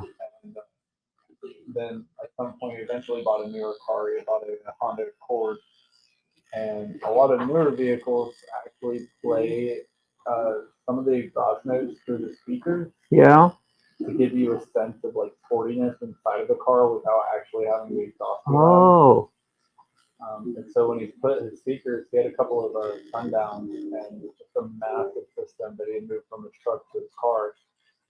And when his car tried to play the exhaust notes into the cabin, yeah. the bass was so low and powerful and overcoming his radios, and he didn't know that his car set up like that. As soon as he started his car, his windshield cracked all the way down. Really? He cracked a windshield with his.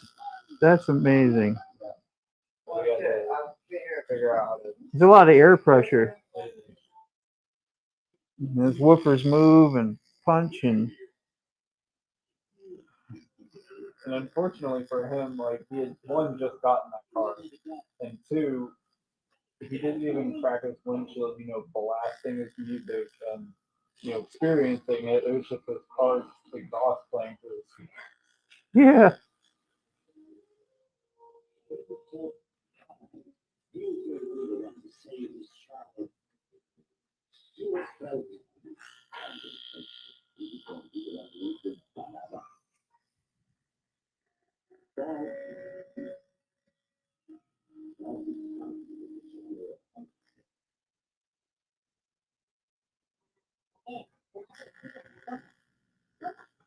Did you put anything on, or did you need to? You want to grab the remote?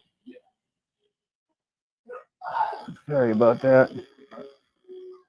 That was playing so well there. I thought we was actually watching something. I'm like, hey, just a minute. I remember the remote was way up there. You couldn't get it. So nice to come in, get tattooed, have movie time, and whatever else we're doing, right? What do you call what we're doing? Reminiscing or flashbacking on the old days. That's pretty cool. I can do that with you, and you're young as shit. You can still kind of relate to most everything I'm talking about. So I know your dad did good, man. Kudos.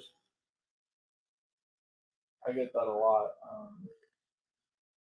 just from the taste in music that I have. Yes. I'll play at work, and I work with a lot of people that Yeah. are much older than me, and they'll sit there and hear the music, and they're like, "Oh my gosh, I haven't heard this since I was, Yeah. in high school. Or I haven't heard this since I was in college." And they're talking about, 10, 15, 20 years ago. Mm.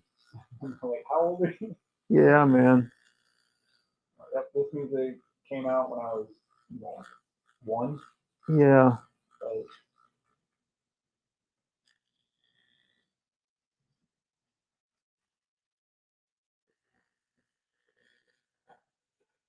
I wonder that for my children now. There's a lot of people like me, as far as just their taste in music and movies and stuff. But times changes. Newer music, newer movies, and there's some good stuff out there. But I like, my kids love my music. Yeah. They love the movies that I play for them, and so I wonder if it's going to be harder for them to, Talk about it and pass it down yes, but in 20 years. I don't know if it's necessarily relates to other kids, but I don't know, to make those references and stuff to things that they grew up around versus what a lot of young kids are growing up with. Yeah.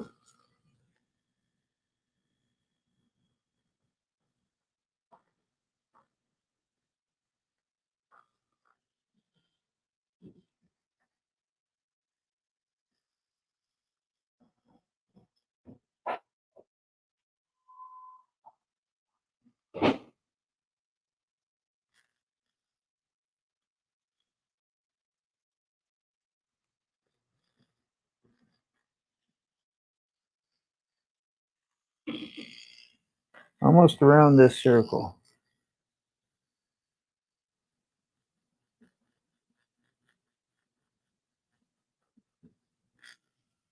Have you watched Unbroken?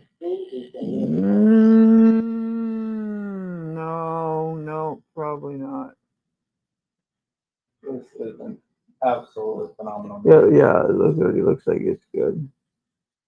I like those kind of movies too. Trying to remember the most recent. Well, it's not too recent anymore, but where the Marine wanted to be a medic and didn't want to carry a weapon. That sound familiar? Yeah. Forgot what it's called. But it was unheard of. And he ended up, because of religious beliefs and all, he wouldn't carry the a weapon. It's pretty neat how well he did.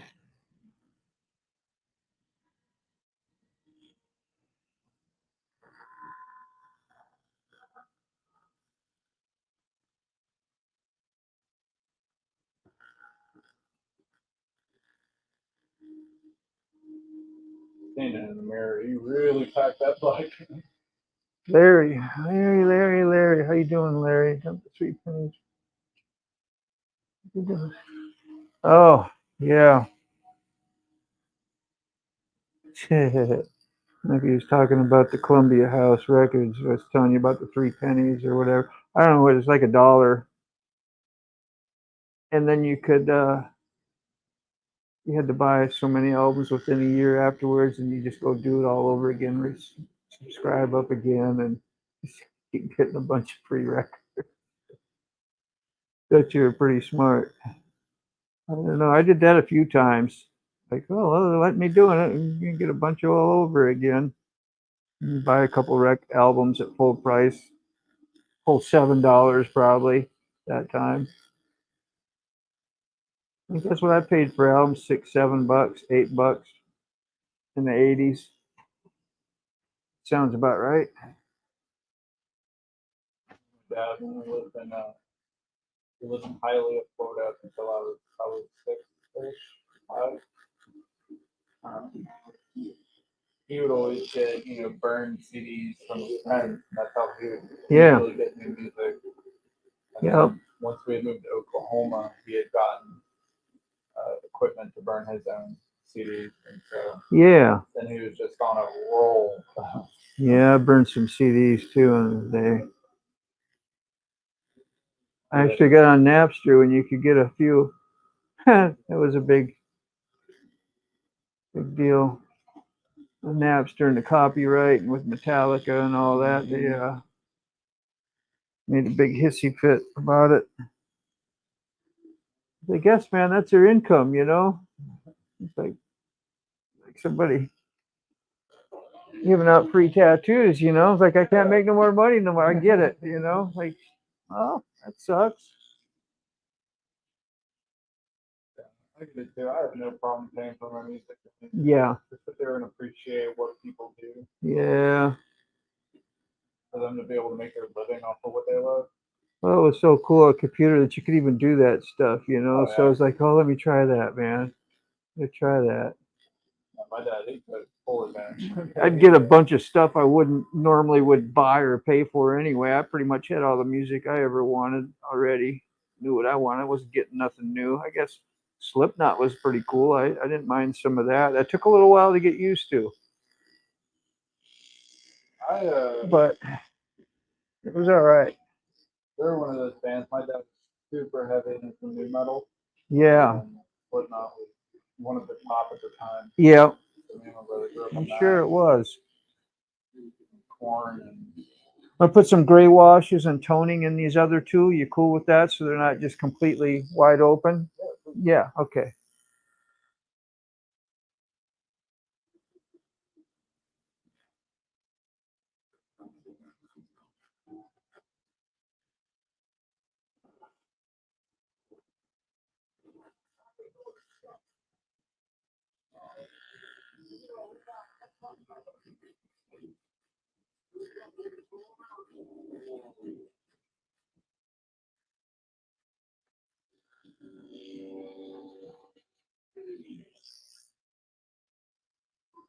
I think one of the artists that I kind of learned about as I grew older was System of a Down, Oh yeah, they're good. and I feel like then it's kind of the same. You know, when you're hearing something like that for the first time, at first you're kind of like, "Oh, this is off." A Yeah, little bit weird, but yeah, I downloaded all of their albums and yeah, listened to them on repeat, and it got to the point where I don't know, maybe I just grew a taste for what I was listening yeah, to, but yeah. now like they're hands down one of my favorites. Yeah. Oh yeah, they really grows well on you. I was same way.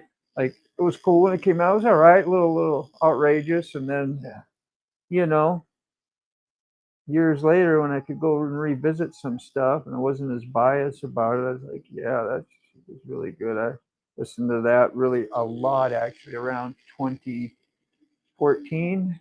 Yeah.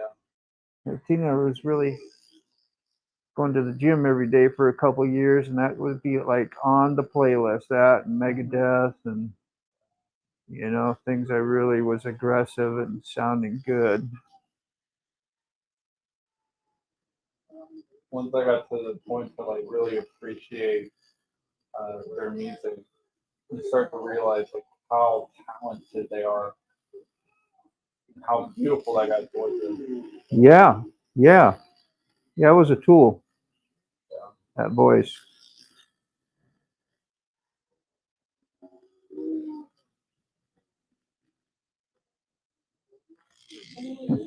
Tool.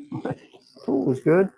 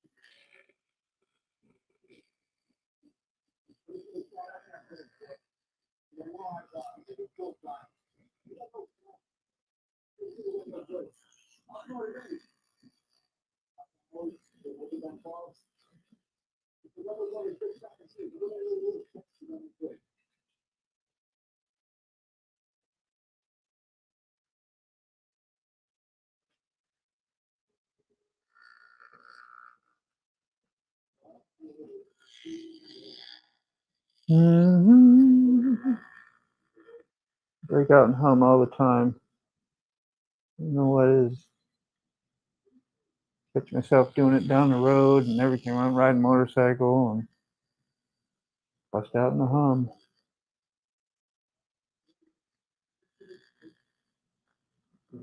Could be worse things. Yeah. Is there usually something stuck in your head or I don't know. just random? Just out of you thinking a lot. It's just kind of like a release or something. So I just hum it away. You know, I'm in a way, man.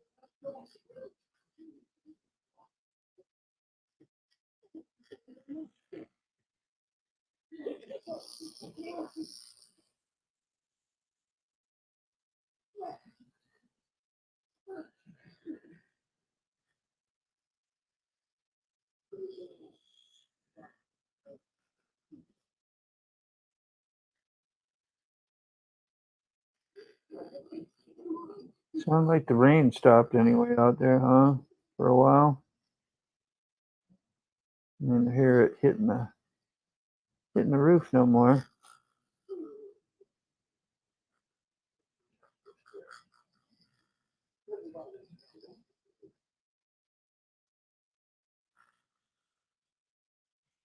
Well, it's not hitting you on your way home. Yeah, well, wouldn't be the first time. I should have checked. I just thought we were good. That's what you get when you just be thinking. That should be your first warning. Hello, better really go check now. I don't realize how bad rain hurts until Oh yeah, you're out of light. yeah, it can sting a bit. That's for sure. It's a deterrent from speeding. Yeah. One of the worst rides that I had, they put out a recall on my bike, and I had to get new rotors and pads. Yeah. And the day that I went to go take my bike back to the dealership, happened to be an extremely, I mean, like a huge cold front came over Yeah. at night. Woo. So when I woke up that morning, it was cold. It was so cold. I mean, it was definitely below freezing. Not want to get on your bike cold. Definitely not. And I didn't have cold weather gear yet. Yeah. So I had my riding gloves. I mean, they were summertime gloves. And just that bitterness hitting my knuckles the entire ride. I mean, it was a 45-minute ride to the dealership. And I caught myself. I could sit there and take my left hand off and kind of sit on it. Yeah. To get my feeling back, but I couldn't really do much about my right hand holding the throttle. So once that's gone, it's gone.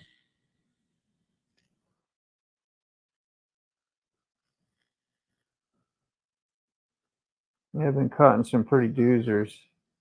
I had some hail hit me and stuff when the big old thunderstorms they hit. We were trying to go to probably not far from where I'm going to be going, Western Virginia, to go see some motorcycle race. And we got about halfway there and ended up turning around because it was just horrible and it was just going to keep getting worse. The storms in the direction we were going were just busting out. So I just had to follow car lights, tail lights, and not be tailgating, obviously, because it's wet. And starting to run out of gas on the R1 too. Starting to run out of fuel, and like, gosh, I don't even want to stop. If I stop, things could get worse. I got where I can just see good enough now, and want to make sure you can keep that same line of sight, you know. Yeah.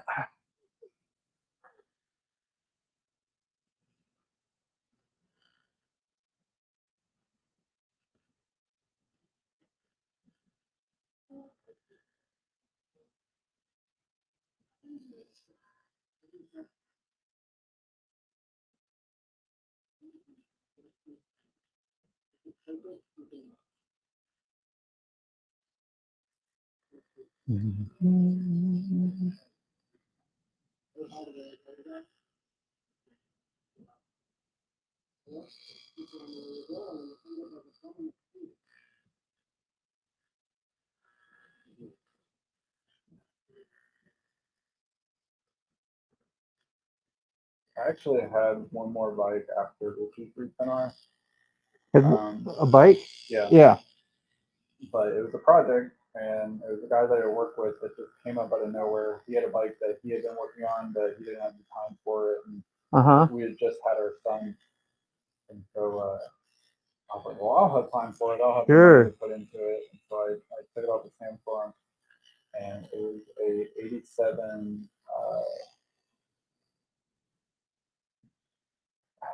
650. Oh man, I can't remember exactly what the bike was. It was a Yamaha. Yamaha? Yeah, it was a Yamaha 650 or something like that. It had an inline, triple cylinder engine, and it was a midnight special. And all it really needed was new brake lines. It Yeah. needed a new gas tank, rusted out, and it needed a new carburetor. TLC. Mhm. The triple carb that they had for it was such a limited produced carburetor. Yeah. Because the bike was only made for, I think a few years, 3 or 4 years. And it had a actual drive shaft. It didn't have a chain. Oh, Like yeah. most bikes. So it was like a really, really, really cool bike. And it was in great condition other than the gas tank and what I had to fix on it. But I didn't know anything about carburetors. And I looked at the rebuild kits for them. Yeah. But the only rebuild kits that I could find were on eBay. And from what a lot of reading that I did was a lot of the rebuild kits that you can get for them, they don't have all of the pieces that you need. So then I looked on buying an aftermarket carburetor for it. Yeah. And there was one company that still sold aftermarket carbs for that triple. And that carb kit was like $1,100. Yeah. And I did not have the money for it. So I think one called like Electron or Electrom. I forget what they are. That makes them almost like a fuel engine, turns them into auto. Just does everything for you. Yeah. I mean, from the research I did, a lot of people that had that bike, they went with that carb and they loved it, but it was expensive. So I took that whole bike apart and cleaned it and put it back together, and I got a new gas tank for it, but I couldn't do anything about the carburetor. I did not have the money at the time, so I ended up selling the bike. Yeah. No rebuilding the one that was there either, huh? Couldn't get a kit for it, I guess. I can't specifically remember what piece it was. Yeah. When I was looking into rebuilding that carburetor, but it was a piece that just wasn't obtainable. The only way that you're going to get around it was by getting lucky. Yeah. Enough to find somebody that was selling a kit on eBay that had that piece from an older bike, or you could have it, manufactured through some company that does that type of stuff. But at least you had it on your hands for a while. Little hope there. Yeah, I got to clean it up and make it look really Yeah. pretty. I just never got to ride it.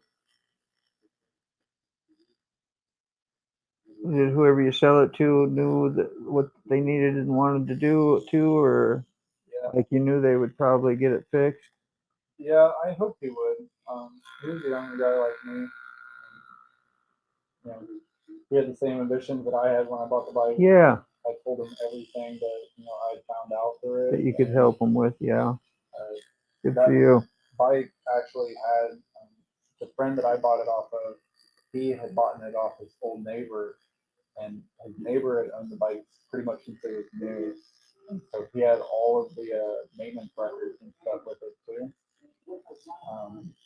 So I had all of those records, and I passed it on to that guy. But I never got back in touch with him. Never got to run anything again.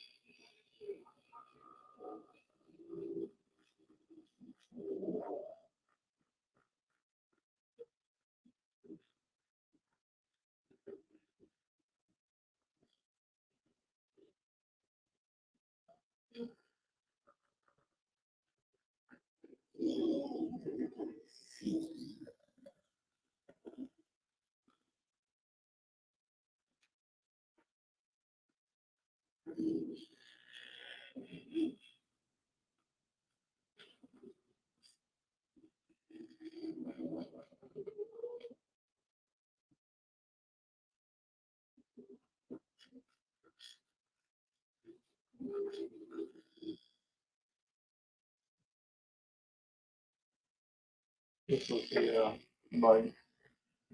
I didn't have the gas tank on it in that picture. Wow, But yeah, this was what they look like, cleaned up, put together. yeah. They're beautiful That's a bikes. yeah, really is, really is. Hey, I was gonna go quick and get a coffee. You want coffee? nah, I already had a coffee here. I appreciate it though. One next door. You going somewhere else? Oh, up the road a little bit. Yeah. You gotta save that for the motorcycle ride. We need to go on another Oh, is there another one closer? one. Well, no, that one's I'm going to the Harris Theater. Oh, I see. When you said across the street, you really meant that. See, So no, it should. I forgot about it. Maybe next week. Did it quit raining? It did today, yeah. But Are we it's done for raining. the evening? You think raining, storming? All right. I'm counting on you, weather girl. That's so sweet.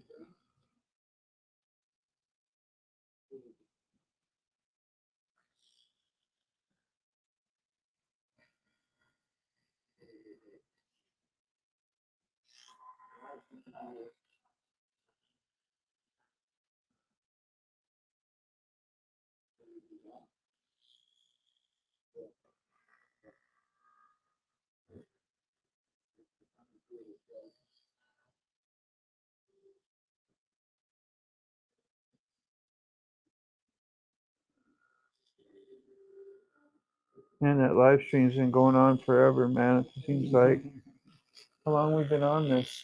Close to 2 hours. Well, that ain't too bad. And we had a live stream the other night.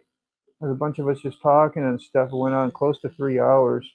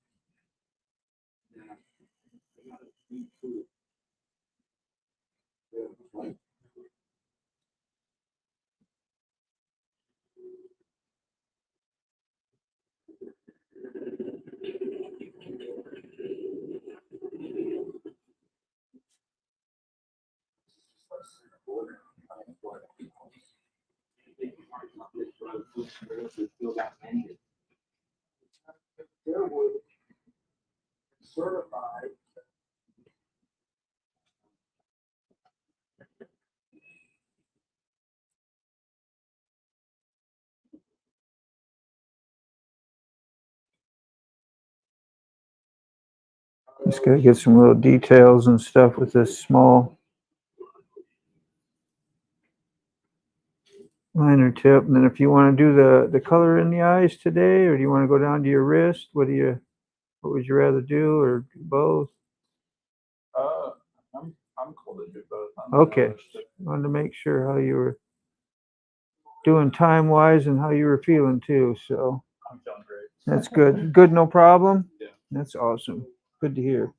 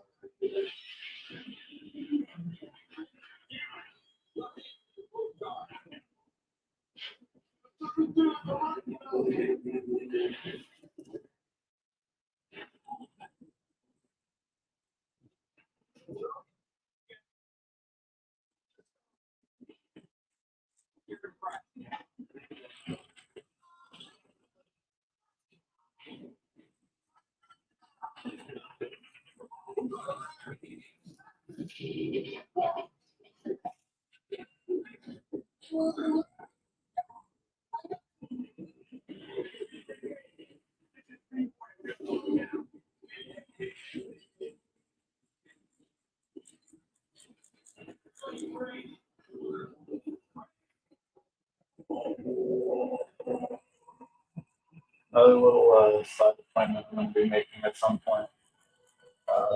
Me and my wife plan on getting a albatross. Elvis, yeah. You got a little reference for it? Yeah. Great. I don't know if it's going to be in the near future, but I'll let you know. Find out. Yeah.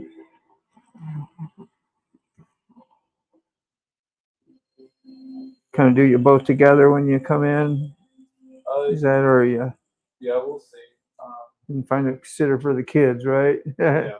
It depends. Might Yeah. have to do it separately, but No problem.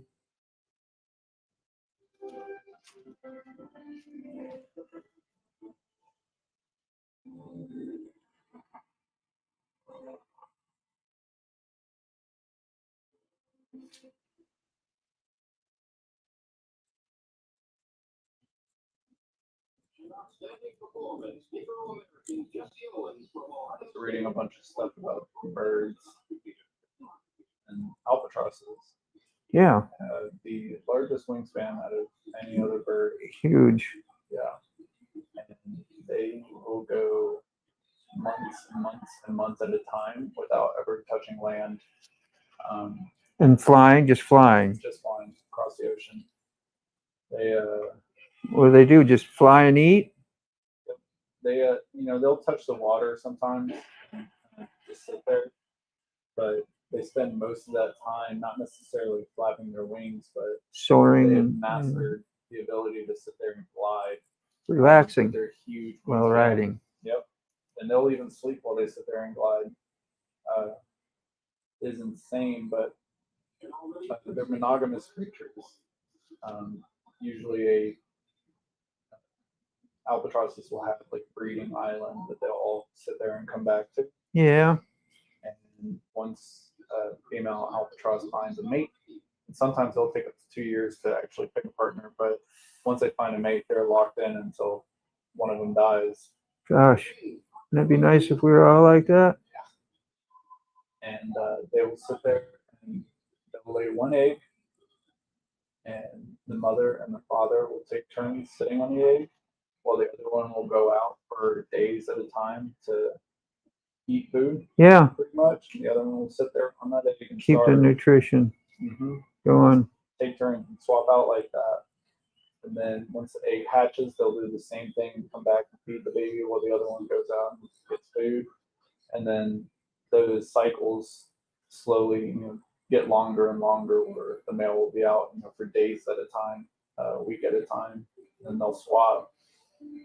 And then I think it takes about a year, maybe a little longer, before the young is matured enough that it'll take off on its own.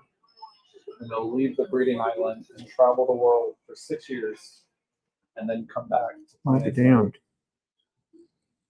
mate. The crazy part is that albatrosses will live to be 60 years, 70 or something years old. And they, instead of partners, albatrosses, they will lay like 30 to 40 eggs in their lifetime and have almost 100% success rate with every single young that they do. They do that same thing their entire lives.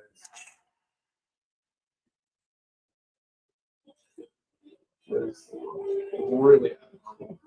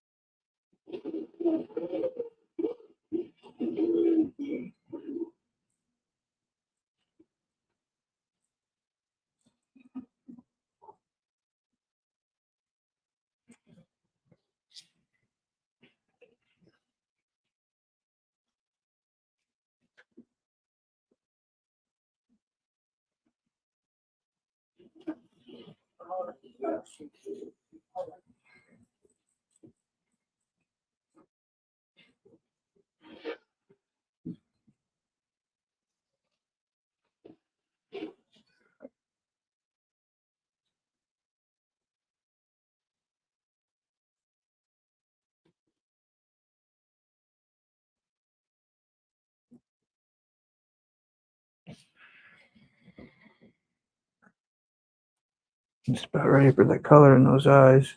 What colors are I need to get out? I'll show you some pictures.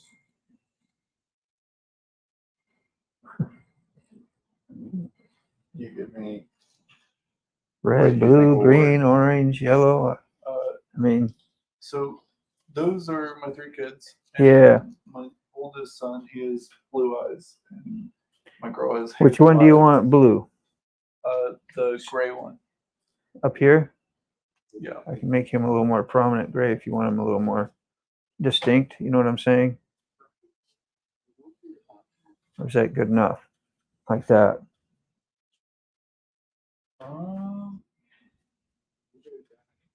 I think that'll be good enough. We'll Okay. see how it feels. Yeah. Yeah. Yeah, we can always layer it up. Whoever needs to. Got a sleeve in progress, so you know. Yeah,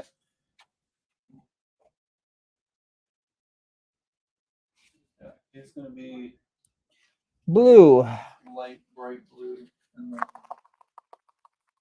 Kind of a baby blue type. Yeah. little girl over here is gonna be more of a hazel, very light brown with some green in the middle. Light brown with some green, hazily, yep, a little bit yellowish maybe. And then the black one down there. Let me hold on, that's too many. Okay, I'm sorry. So that would be yeah. Focus on the one and we'll go to the next and rehash that out again. Yeah, I just didn't want you to waste your time. I'd be like, I'm gonna ask you again anyway. Yeah, no, that's fine. That's all. I gotta see who keeps buzzing me here. In just a sec. Ooh, Ray's there. Hey, you guys, I never get to get over here to the keyboard. Trying to get this thing done. Get home, and hopefully it's not raining no more, Pat.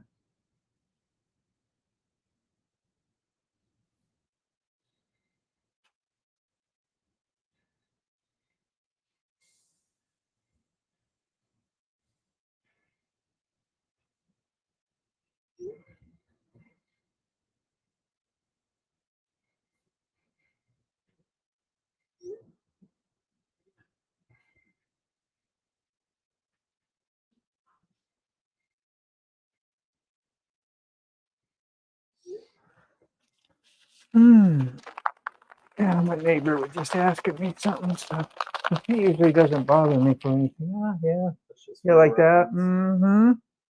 With the blue? Gotcha.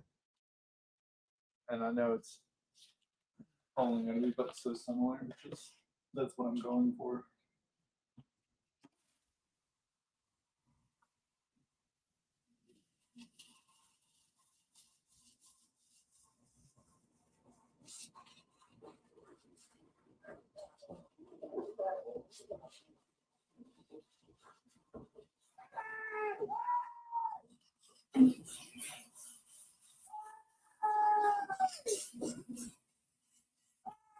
Get lost at sea. Yep.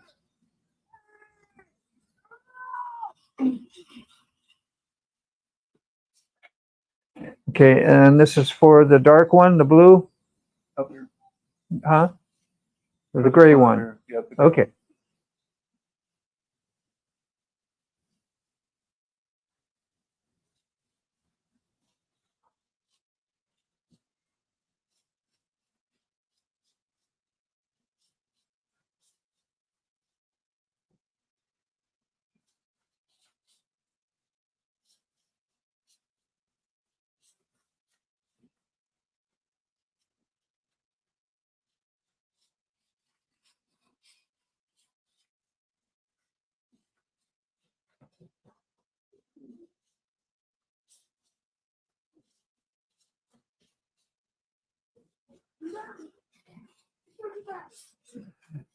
Were they on a ship or something and get sunk, or I missed it? We're doing a rescue mission. They're in an airplane, Oh, and their plane went down.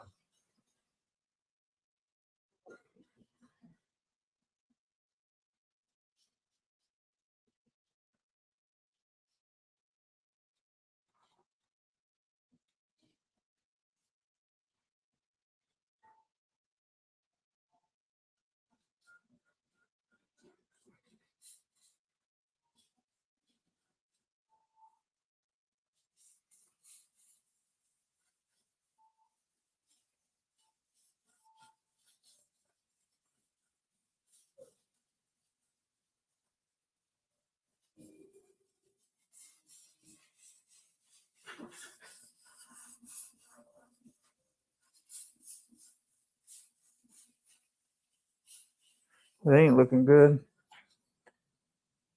Peeling.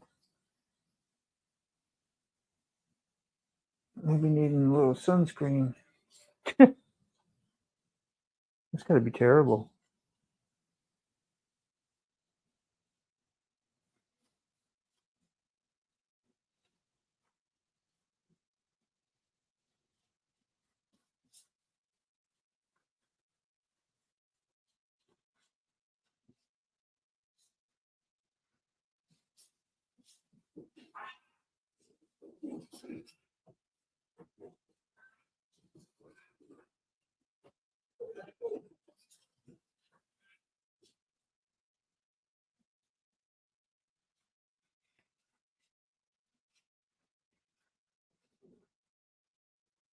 Normally, most all this was supposed to be. Hey,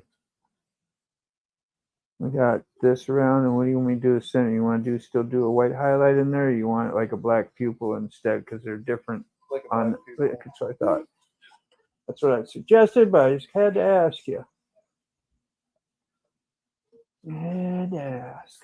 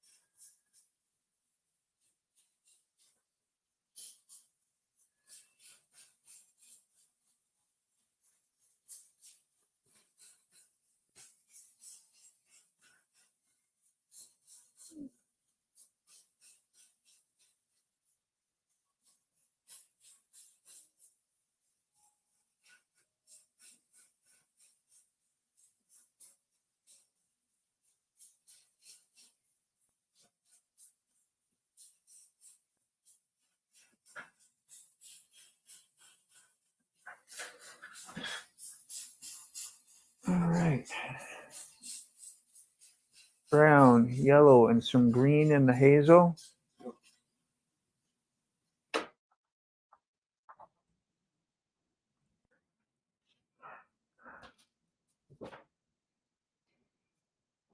Making sure I don't hit that one off. I always hit the foot feet. If it's there, I hit it.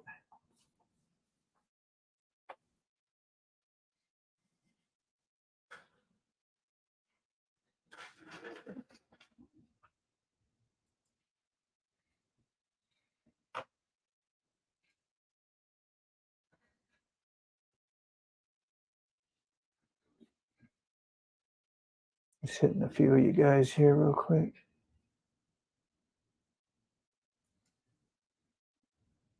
Let's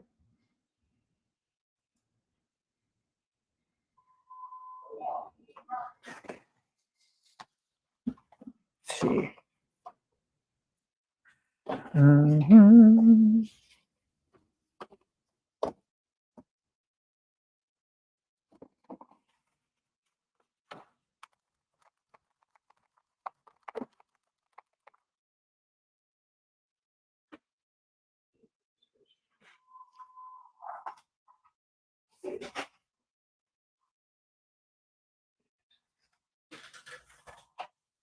Mhm.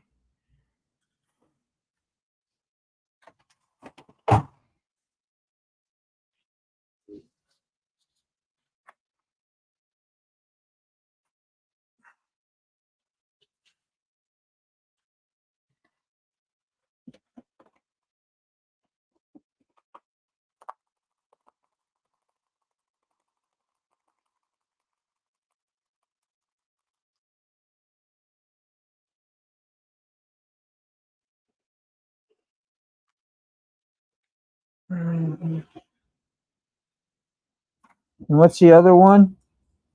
It's gonna be a darker brown. Well, I know the brown.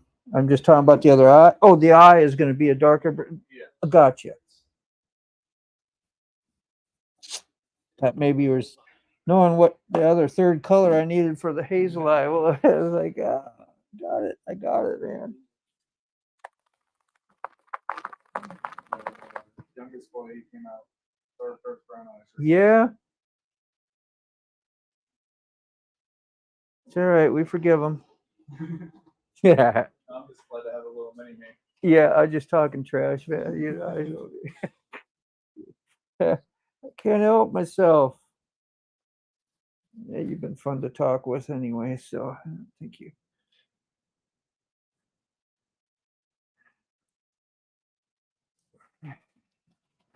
Okay, hazel is in the white or the dark?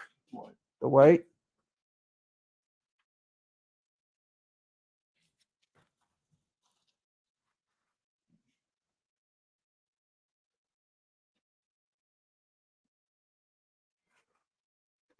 I'm gonna do something first here. Get the little black dots in the eyes first.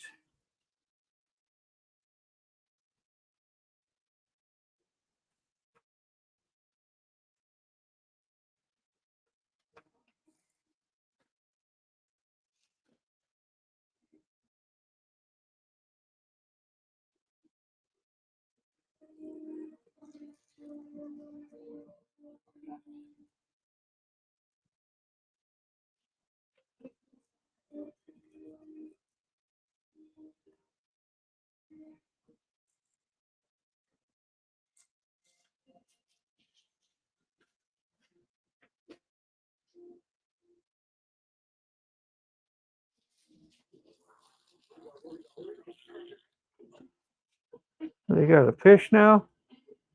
Hold on. Shark. Well, don't let it bite the boat, right? That's crazy. Guess when you're hungry, you're going for it.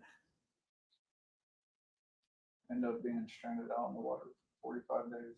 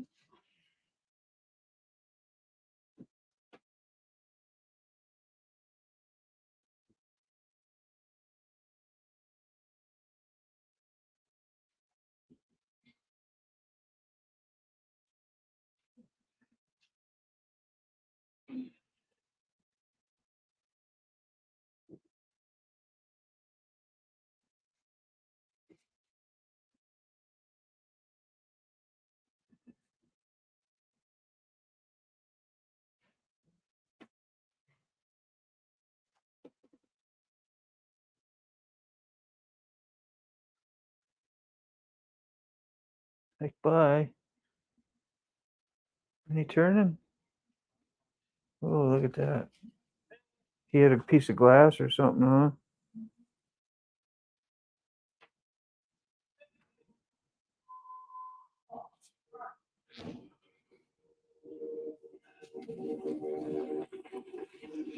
No way.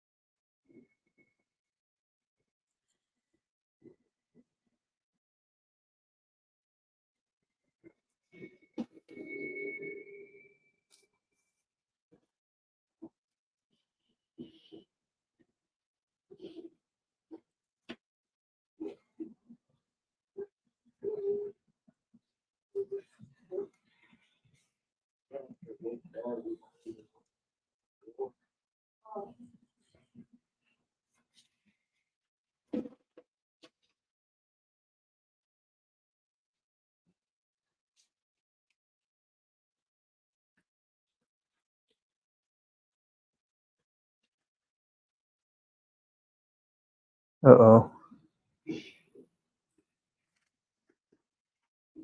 That boat has a hole in it.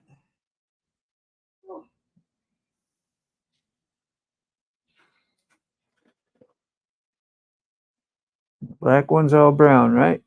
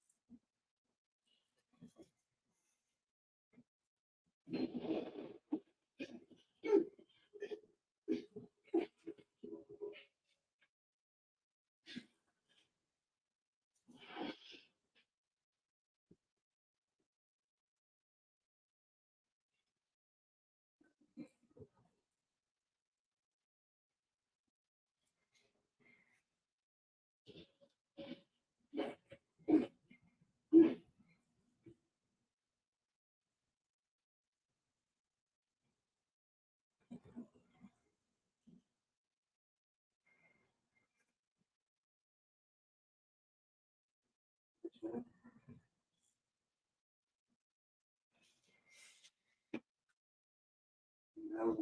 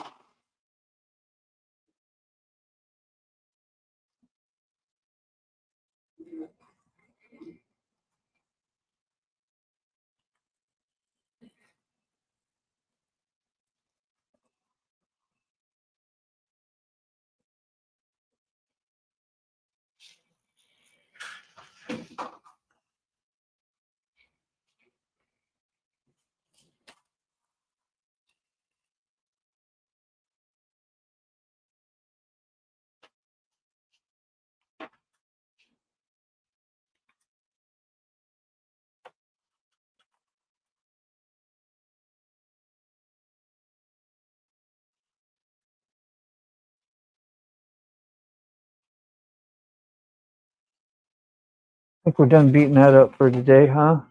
Woo!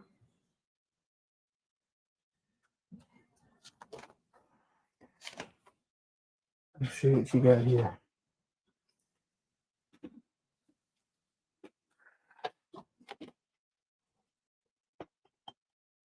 Yeah, I'm down so I can tell where I want it. That's cool. Still got a little bit of a scale to it there yet, huh? Not too bad. Yeah, just A little dry.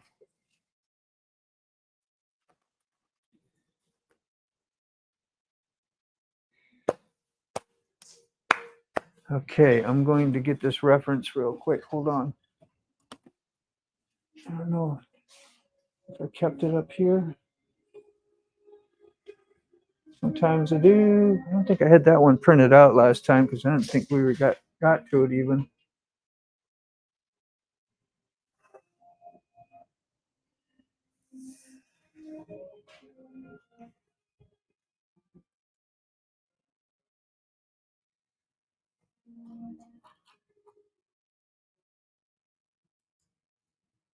There it is.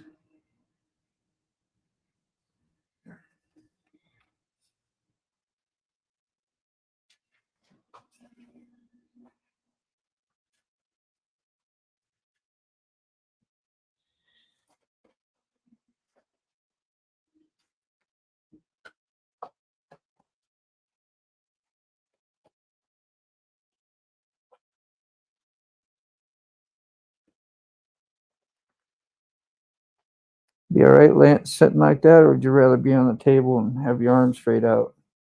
And just kind of lay back like that. That's Yeah. cool. Sometimes I'll be this way and like that. You good? Right there? All right.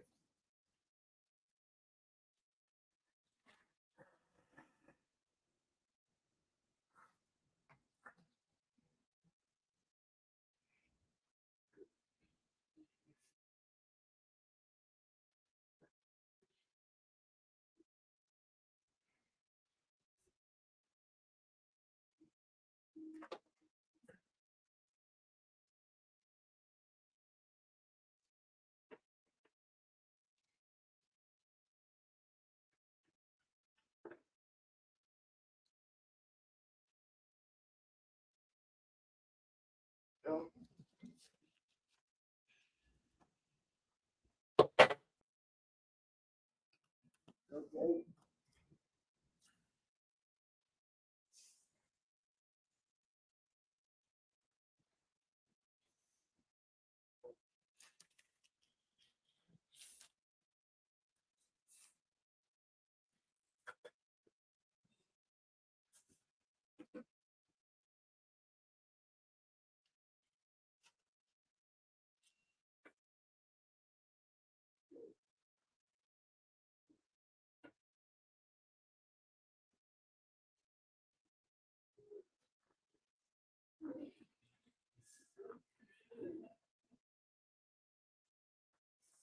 A little different down here. I'll say a Good. relief. Relief, yeah. That's good.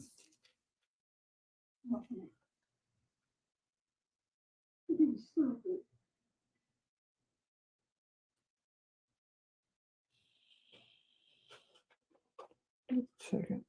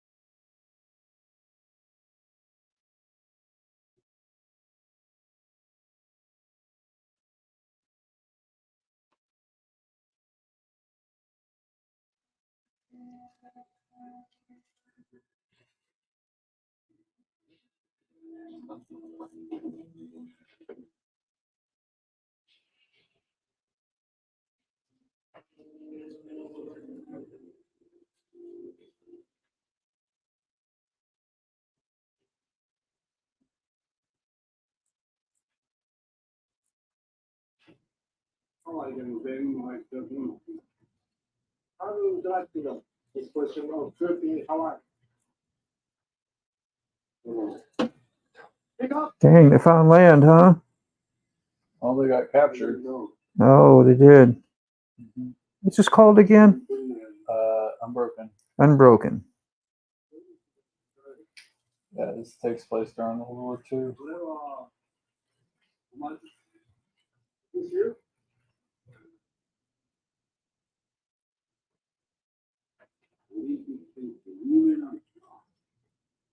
You are a famous Olympic athlete. Hanno grazie no. Fece un'orrenda iniqua specie di polli. Le bombardier. What is a two-stroke vehicle? What happened to the Marines from 89?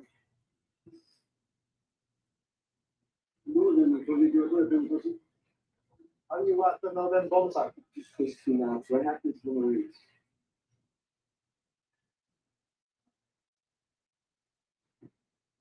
No, no, they're bomb site.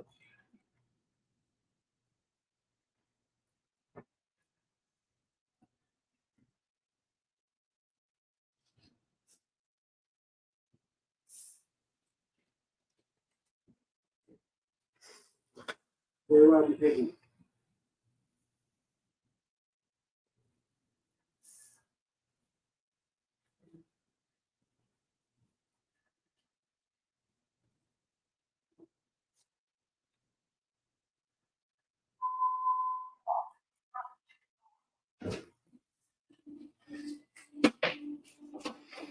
Raise this up a little bit. You're fine. Move.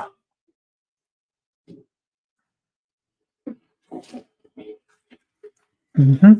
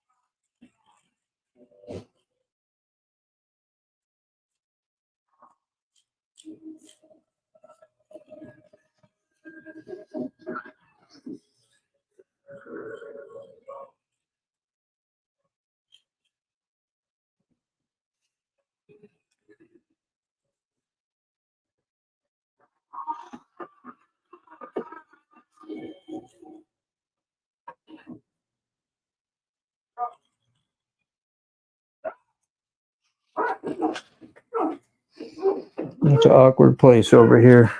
Oops. Try and get this side done so you're not twisting like that no more.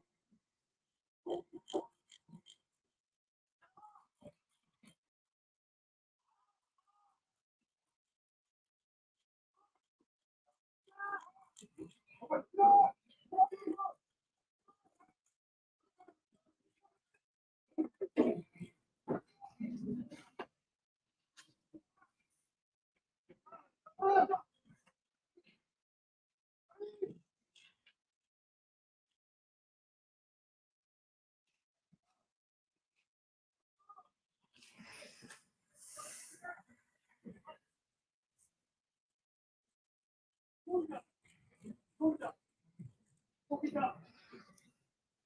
Pull it up. Pull it up.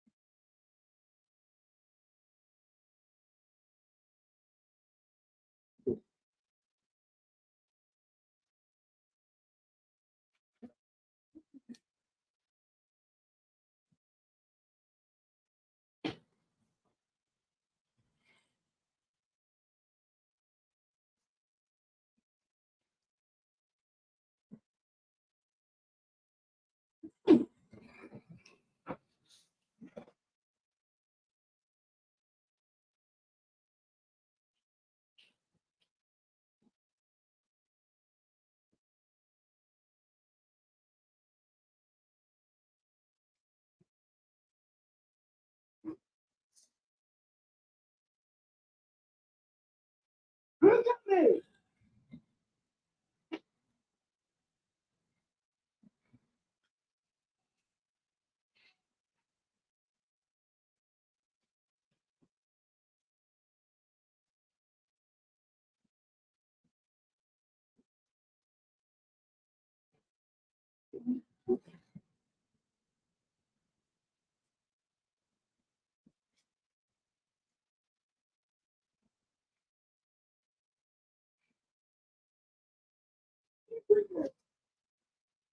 You're not.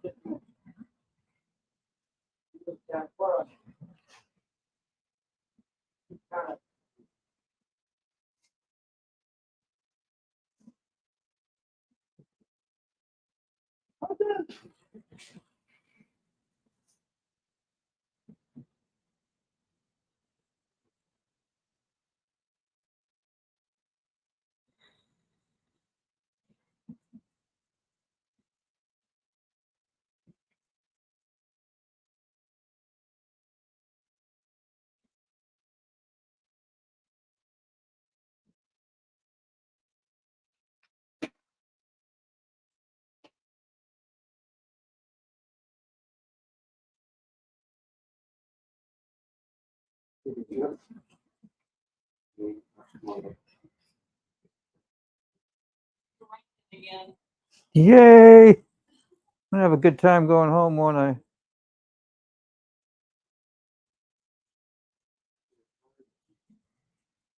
It's all right. Go home, get wet, go dry off, right?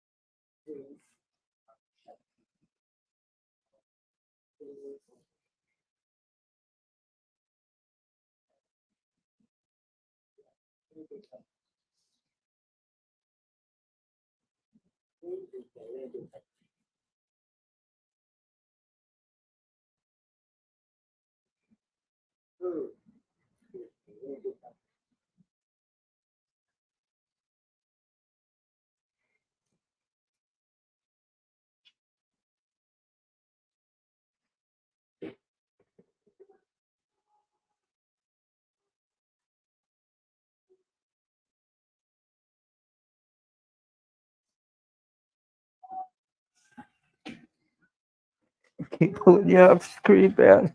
You're okay though. You doing all right? Yeah, It's kind of comfy. Yeah. Ooh, move that a little bit. There we go. Just trying to get some mechanical looking gears in here.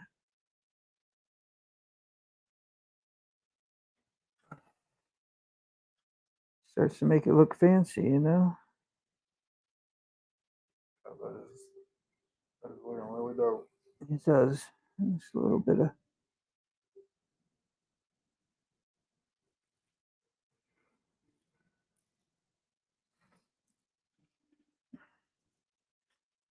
You don't imagine that when you leave and you just see part of the outline there for how long, you know? You're probably like, well, you know, it'll be something. Hopefully, right? Oh, Like, here you are. gives you time to build up suspense and get excited. Yeah.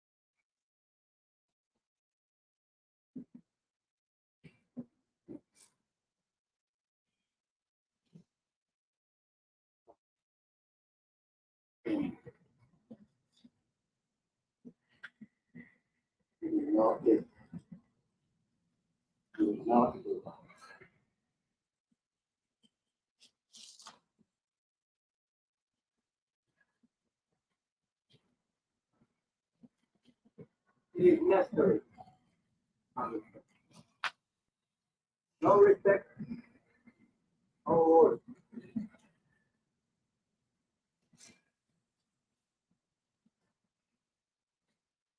this man must be something. All other duties. If he should accept, he is free. He comes to come in the faith.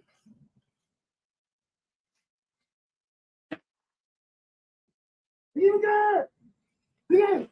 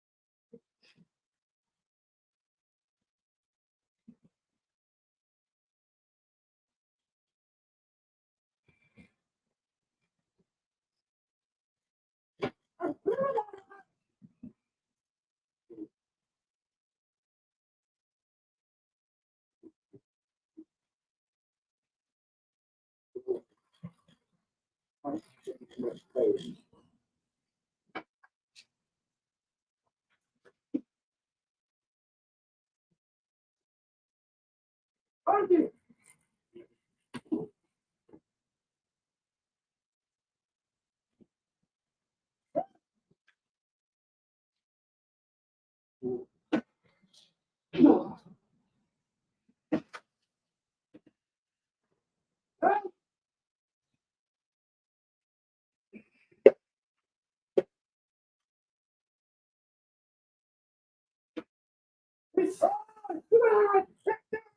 How's your wrist doing down there? Okay. Oh, and nothing, Been better, right? ain't nothing compared to what he's going through. So I know, right?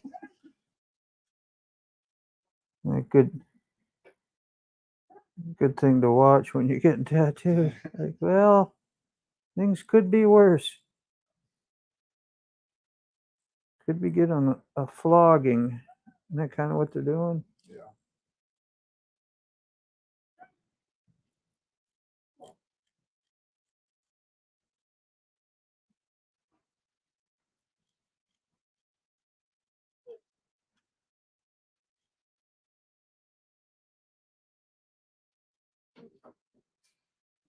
I went through a little bit of like auxiliary security force training, which was just more fun than it was like anything else. I got to see the police side of the Navy.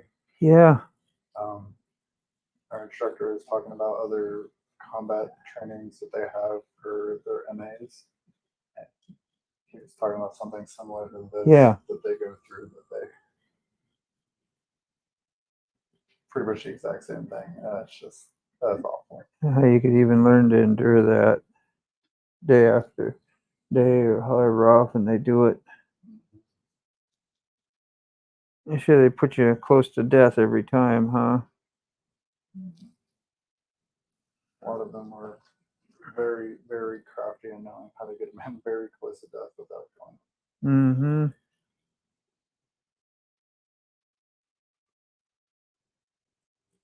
That's the craziest part about this movie is a lot of those prisoners, they were captured at sometime during war. I mean, obviously, most of them are going through pretty hard times, but he was stranded in the ocean for 45 days. And then to this. and then yeah, to this. Like, I should have stayed in the ocean. I mean, he lost one of his buddies out there, and I could only imagine that he's probably on the brink of death himself. Yeah.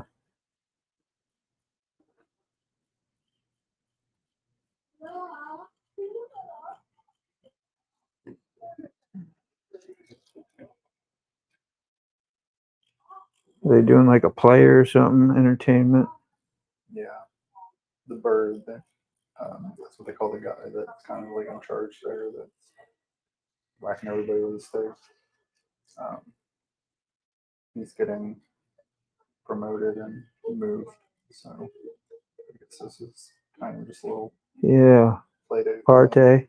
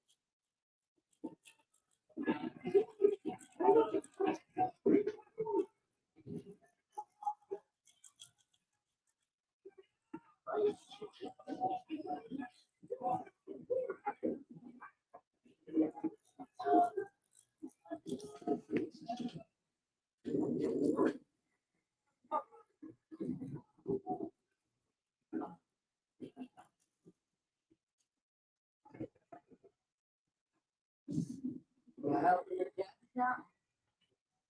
Just well let it burn.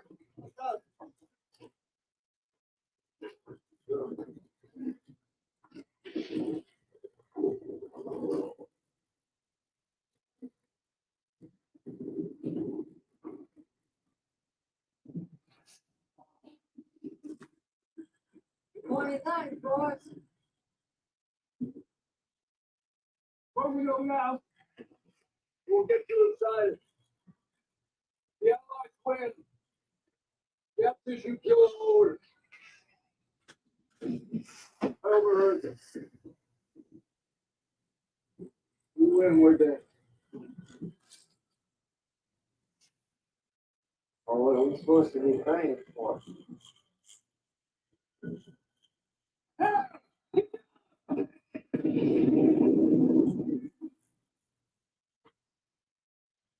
Here, look at shop.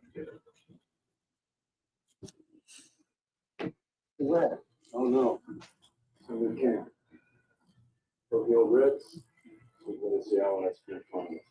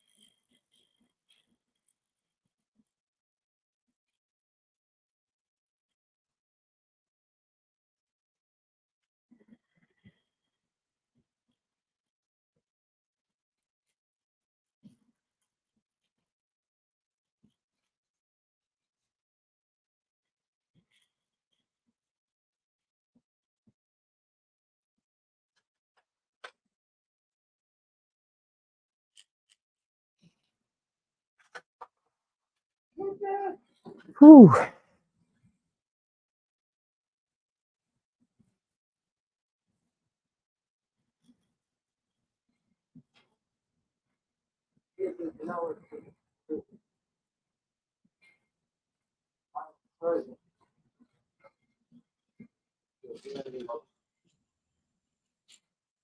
You are.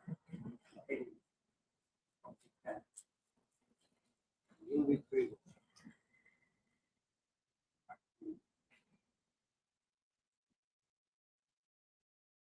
Not the Japanese. Anyone who is not one will be active.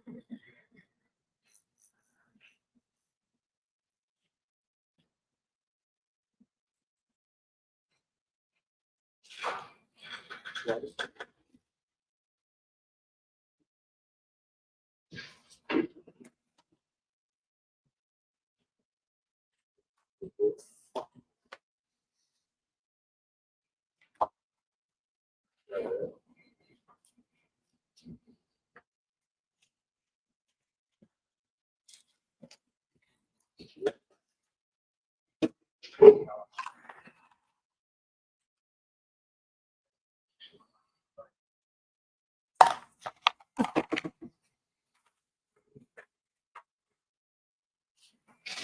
We're getting there. We're getting there.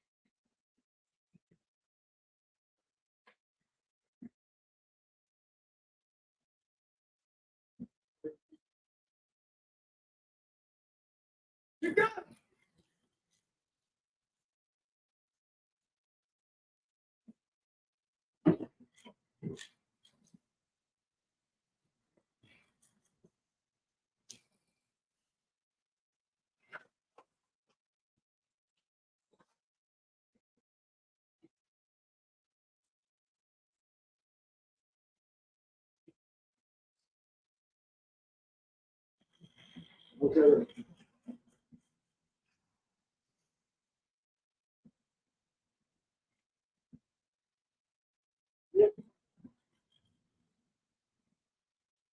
Where's it?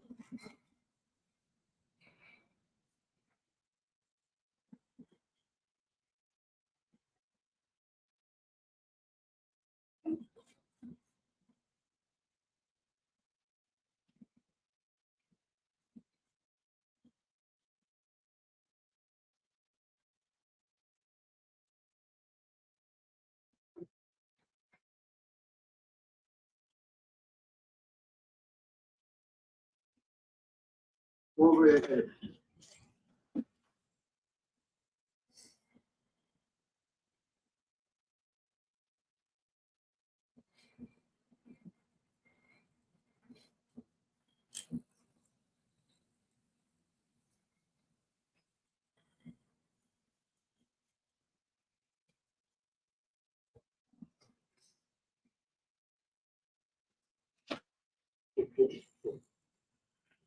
Sure.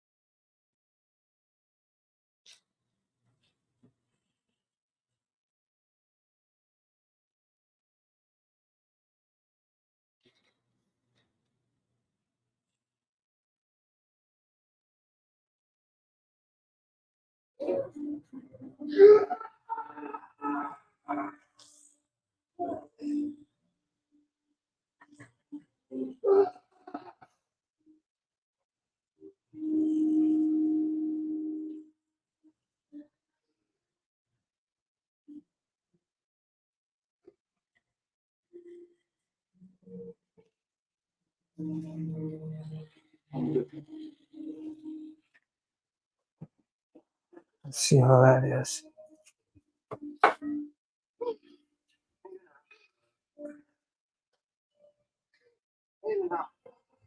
What you feel like right now? Getting them. Yes. Yeah. You made it.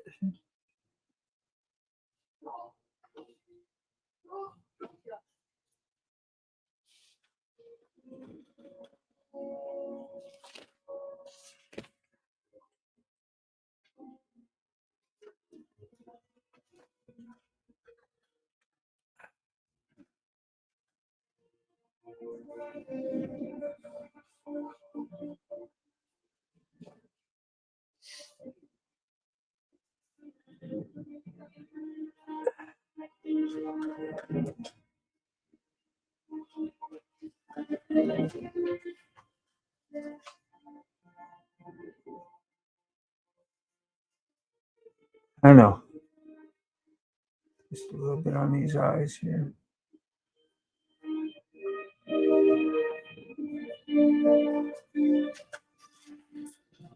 Like sandpaper on it after.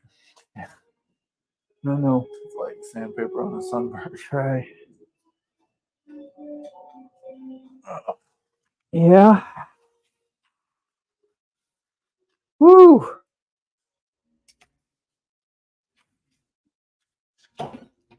You ready for a patch, man? Yeah. I am. I'll take one too. Oh, let me get my phone. Get a quick pick. Come on. Turn back. There we go.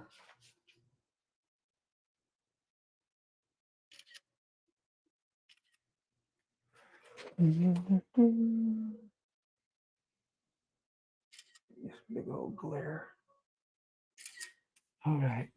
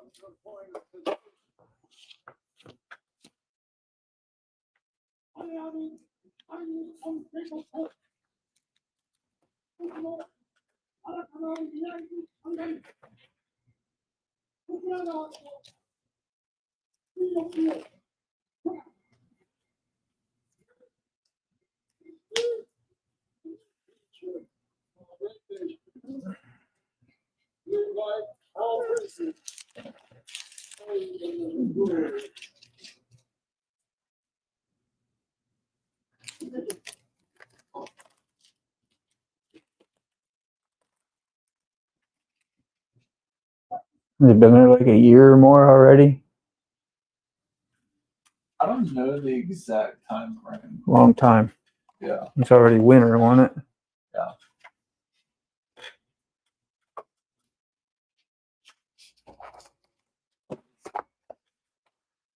Very long time.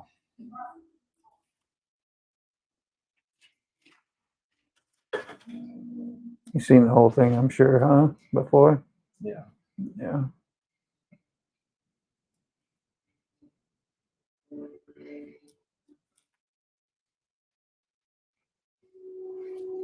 What are they doing? Moving or getting released? The Japanese lied to them and told them that the Japanese has won the war Yeah. and that the Americans pretty much gave up and So they're, yeah. inviting them to take a Free River, which to all of them means that they're about to be executed. Yeah.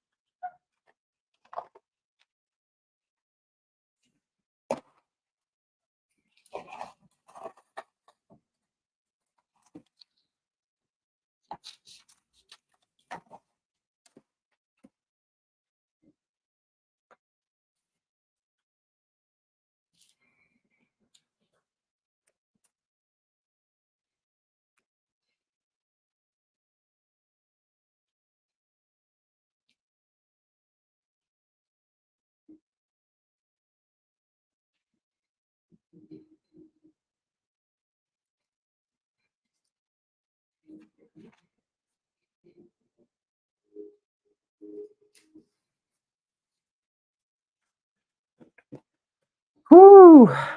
Awesome. You survived the beating, man. Oh, that comes through.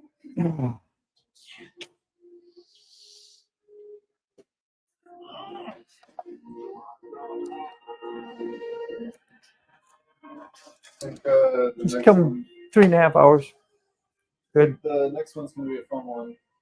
I think we're gonna do the St. Michael. Yeah. Somewhere.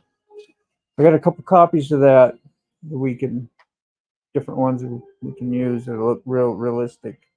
Yeah. About medium sized, Yeah. like so. Mm-hmm. I think we're gonna try to go a little bit lower because I'm gonna have the hand. underneath Sure. This and the stairwell coming down, so Uh-huh. sitting on the stairs, same like. Just can't do them too small if we're gonna try and get Yeah, them. no. Yeah. I want that to be a larger piece. Okay. And the stairwell is going to be more of a background kind of for this space, but I'm excited. Where's the remote? Oh, you got it. Is this about over? Yeah. Lord. I'm gonna cut that off.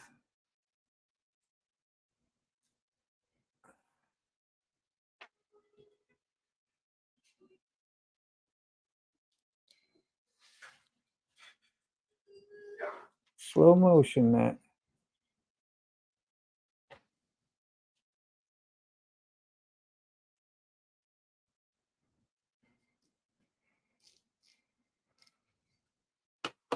All righty. What we got here? Anybody left? Haha. Thanks, man. Thanks, Sick. I'm gonna wrap it up here.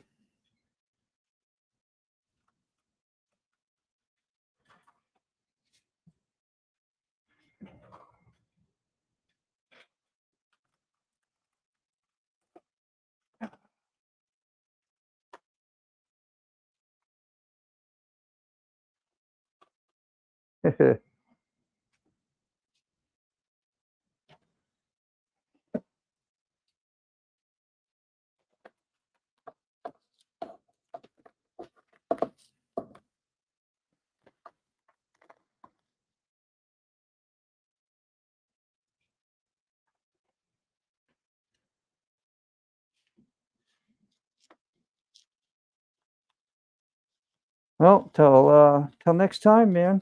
Yeah, man. I appreciate it. so Yeah. much. I'll let you know when I'm ready to. Happy healing. That You was got two not- places now, man. Double duty. All right, man. Yeah. Yeah, I hope it's a good one.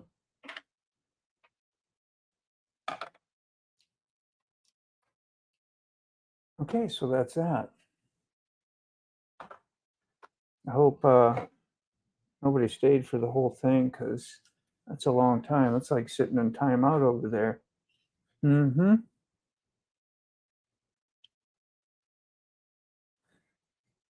What we got there? Yeah, man. Thank you, Sick. I appreciate it. Tolga, you're still around. Awesome, bro. Woo! Horns up to you. What else we got? Key fob. I don't think anybody's here, but it's okay. Well, let's go on. You have some talent. Enjoy the eye coloring best. Work hard. Yeah, vacation. Thanks, Mac. Just thanks for stopping in. Rolling with T-Bone, man. That is awesome. Okay, I appreciate you guys coming by. And I'm going to end this stream. And off to Vam I go in the morning. Bye.